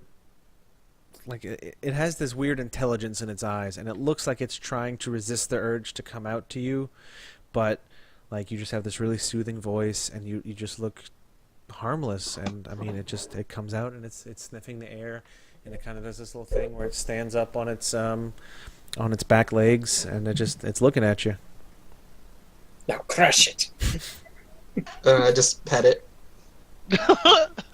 as a coyote still? Oh no, you're a person. No, I'm a person. I'm still a coyote, and I'm in the other room. Thankfully, at the moment, you're not in this room. If I was So- in that room, I'd be a snake in a has it- heartbeat. So has it come to me, or So is it just like kind of like? Yeah, it looks like it would be cool if you tried to like pick it up or whatever. All right, It's- so I pick it up and start petting it okay. gently. So people are coming up the stairs and they say, "What are you doing? What is that? Why are you petting a rat? You realize that's a rat, right?" Yes, but every creature, we have these in our kingdom. They are highly regarded. They're friends, not food. They're friends, not food. This is very strange. It's who let you out of the Is this chair? all happening in the master bedroom? It's in the guys that didn't stairwell want to by leave the me alone. laboratory. Well, Okay. I mean, it's a rat. Why don't you let it go? Are you that desperate for someone to believe that you're innocent? I don't need to believe that I'm innocent. I am innocent. Nothing is seeming like it right now. I mean, what evidence do you have that you're innocent? Maybe this rat will tell you. Maybe not. Okay, yeah, sure. Maybe the rat will tell us. And one of the people with the weird orbiting stones above their head comes up, and they say, "Let's bring this thing back down to the main hall, and I have some things we could try. If you really want to." Do you believe that this rat is something different than it appears?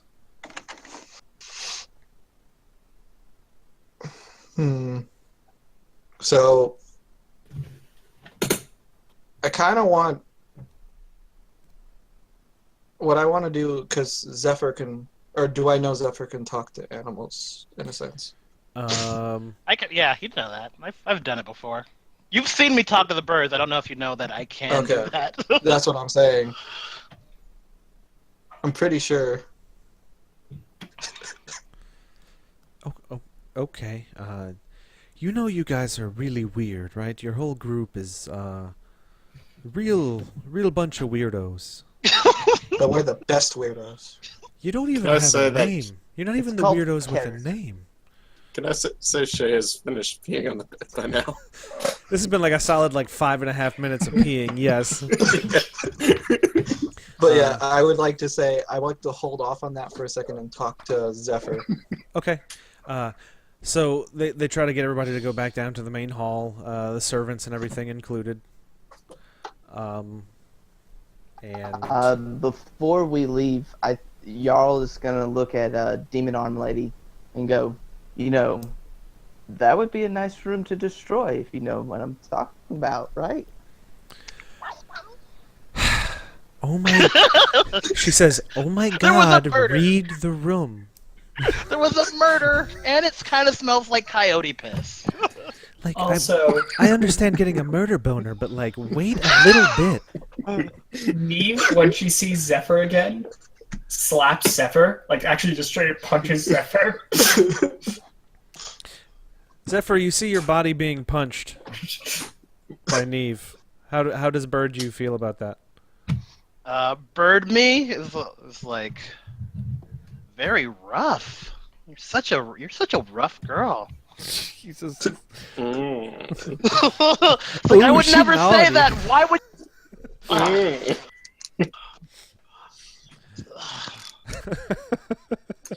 Yeah, Neve just straight up punches Zephyr just because of that shiver that she got. She's like, nope, can't risk it. Punch.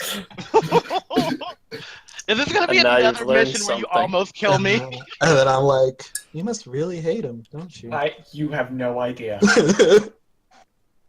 But then I get on the point and it's like, Zephyr, need you to talk to this mouse. Or rat. Which one? We're talking about the me and the bird, or the bird and? See, I don't know that though. There's a bird fluttering around just chirping at you. And Zephyr's body says, yeah, shut up a second. Zephyr wants to know if you want him to talk to the rat or if you want me to talk to the rat. Wait, what? I mean, Zephyr. No. Yeah, my name's Simone. I'm Zephyr for now. It's fine. I can do cool things. Pants. I'm gonna have to believe Simone, milady. I tell her disenchant. The phrase is disenchant. Disenchant the rat. I can disenchant the rat, I guess. No, not you. Is there any magic people that can disenchant it? Oh, okay. Is there any magic people who could disenchant it?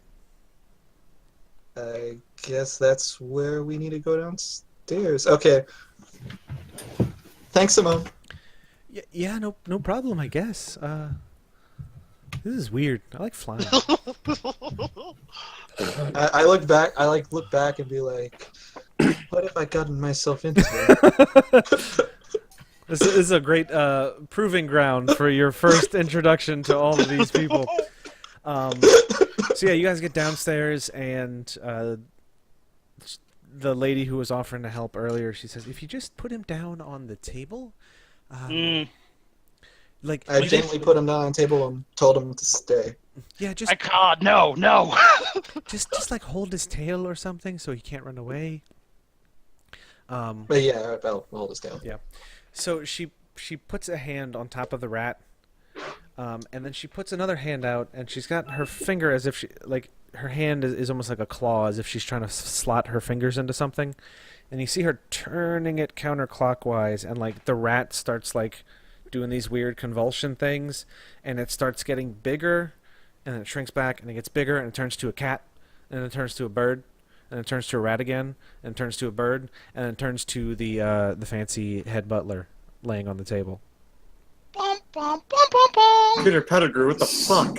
So the butler did it. It was always the butler. I point and go, aha, but since I'm a bird, it's caca. Neve's gonna raise her hand, and she's gonna be like, "Can I explain it? I think I figured it out." Neve, please. Okay. Neve's going to walk up to the butler. You did it, didn't you? You have no proof. I was I just a do. rat. I do have proof. I You think see, being right. you wanted to escape. After you were bitter at this, you were bitter at what's his name? The guy, I already forgot his name. Who died? Who? Neve turns Kieran. back to Ease. Yeah, okay. Kieran. You were bitter at Kieran because Kieran was one of the people responsible for you lost your rank as a wizard or a druid or whatever you are. And then you studied druidcraft and are now trying to escape your captivity because Neve just begins to like trail off. Okay, maybe I didn't figure it out. I told you, you have no evidence. I am but a mere servant, and I took to hiding because Can I discern I walked realities right on him? up to it. I'm not a brave man, and I am not cut out for this sort of adventure. I would like to. I very trigger him threateningly by advanced saying- at him. Patrick, wait, I you've don't been know doing it. kind of a lot of the discern realities thing, so Yeah. I'm gonna see if I can let somebody else do it. I would actually like to discern realities. Okay, roll it. But what is it? 2d6 For, plus wisdom. Can I Okay, assist wisdom. him? Can I assist him? Go for it.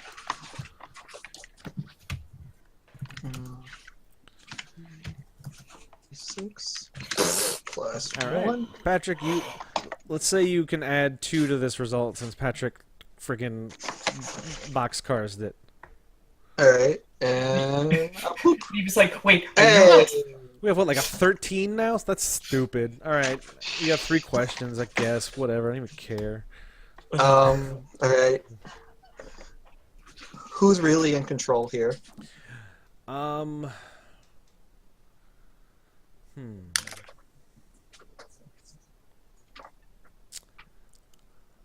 That was not the question I would have asked. Well, he's got 3. Yeah. You have a feeling it's the Green Cloak leader. Okay. What? Shit! What was his what company was he with before he got banished?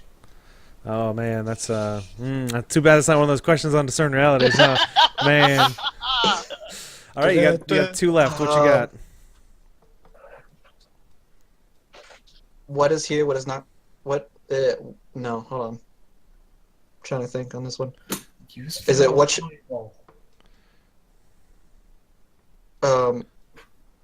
What should I be on the lookout for? Be on the lookout for any people in the crowd who look like they're ready to step forward and silence this guy. Okay. So basically, that's about what's about to happen. Useful or valuable? Yeah. So what is here is useful or valuable to me? Well, I mean, obviously your sword is Yeah. valuable to you. And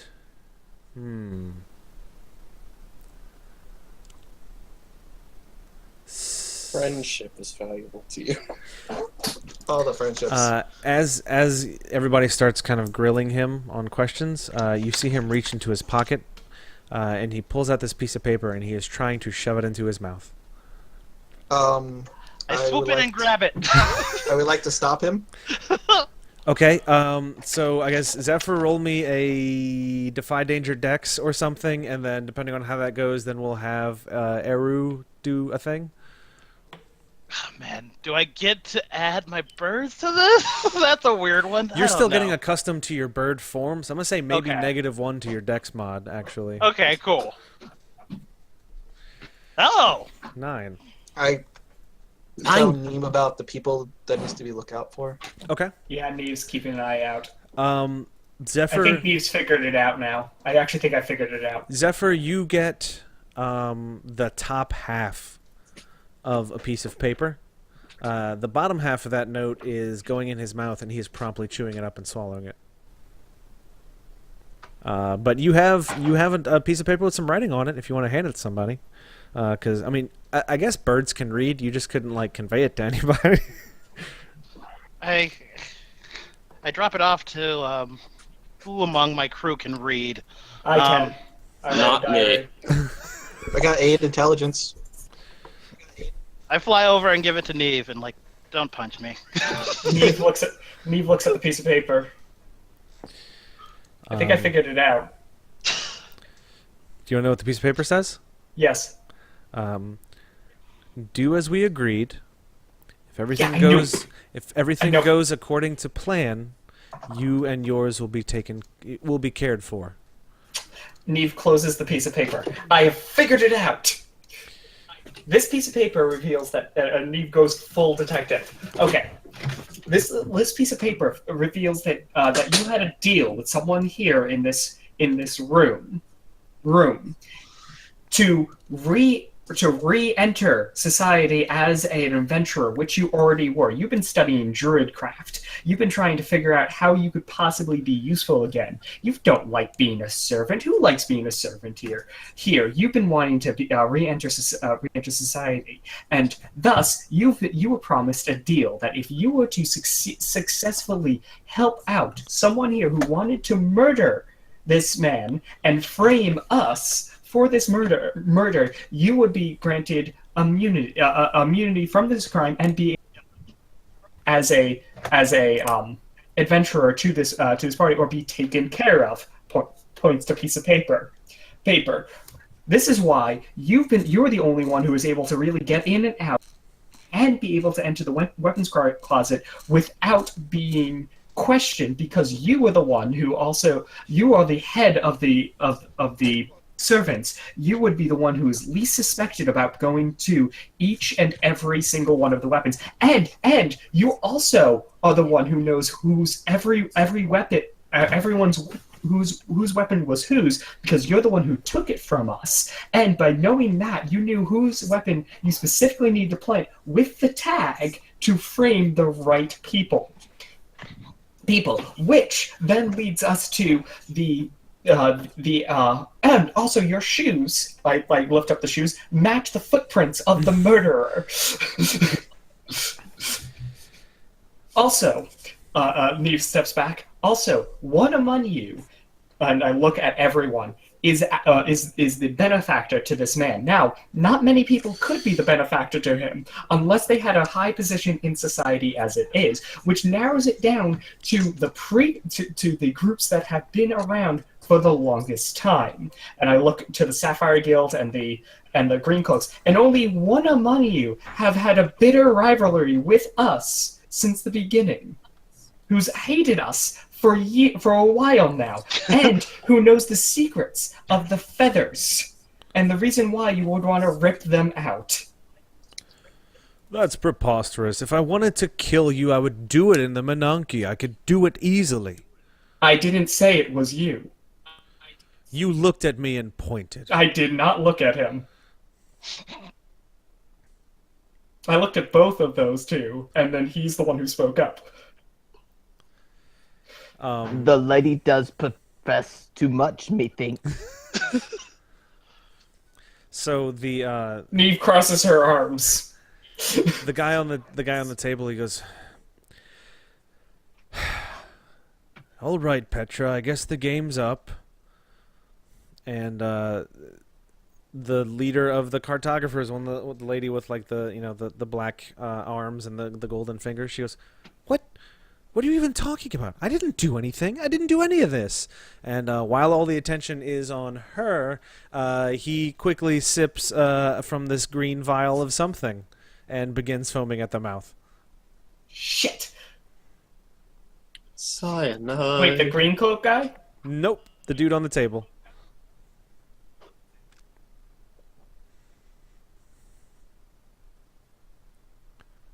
Uh-oh.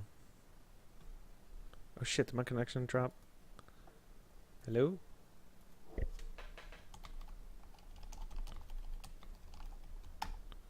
think my connection dropped. God damn it. Hello? Let me see. I wish I can go one session without this thing happening.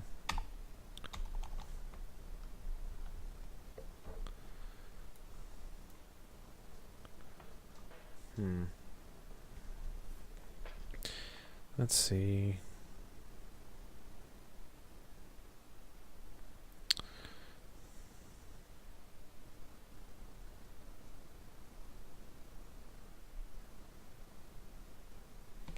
Sorry about this, folks. I'm working on getting this thing back up and running. Should take just a second.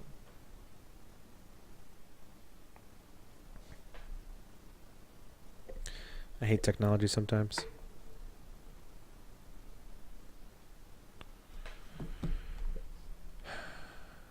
Bring up. Okay, can you all hear me now? Yes. I can hear you. Okay, sorry, my connection dropped out. Want to bring up flags? Let me see. So yeah, you guys definitely solved the murder, at least the prime suspect on that one. But what's his name? Didn't we have someone like guarding to try to catch him before he did something? I think y'all were looking out to see and make sure that nobody tried to like get him. But he was trying to direct the attention over at that lady so he could drink some poison. No, but what I was trying to do was get him anyways for the paper. Oh, okay. I thought you were telling Neve to watch out for people was the thing after Zephyr grabbed the paper out of the hand or something. Oh no, I wanted to stop him from there, but Zephyr, I guess, went first. Yeah, I think he called out what he wanted to do first, so we handled that part. If you want, you can get a chewed up piece of paper out of his mouth.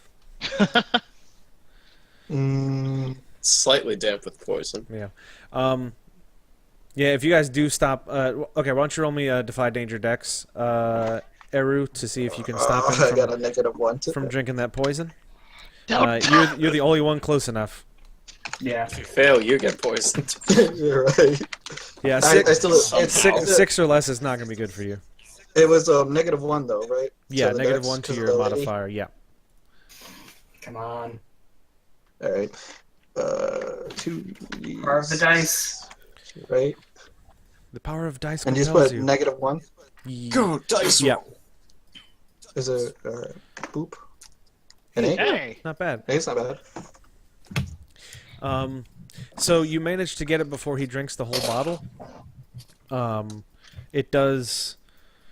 He does get some in there, and he kind of begins foaming at the mouth. But y'all are able to to get most of it out of his way. He passes out, and some of the people who are more knowledgeable with poisons and stuff say he'll be out for a while, but it won't kill him. So Okay. what we will do is, since it is super late, is I think we're going to end it here since you guys solved the murder, mostly, and you can, when this guy wakes up, we'll make a thing, and you guys can, try and interrogate him or something. We'll figure that part out, and Okay. we will handle flags and XP stuff off camera. So for now, thank you everyone who tuned in to this latest episode of That D&D podcast. We hope you stay tuned for more in the future, and thanks to all of you guys for coming out and playing tonight. Hopefully you had fun. Fuck the green cloaks. I had The fun. green cloaks. We danced so well. Yeah, seriously. You turned a dance into And fucking Jarl got a dance. And, girlfriend out of it. it was a Ballroom Blitz. Nailed it. That's what it's gonna be. That's the episode title. Ballroom Blitz. I I'm was just gonna going say to continue Can't to try Dance to. by Fall Out Boy, but that's okay. There's so You many just good gotta- options.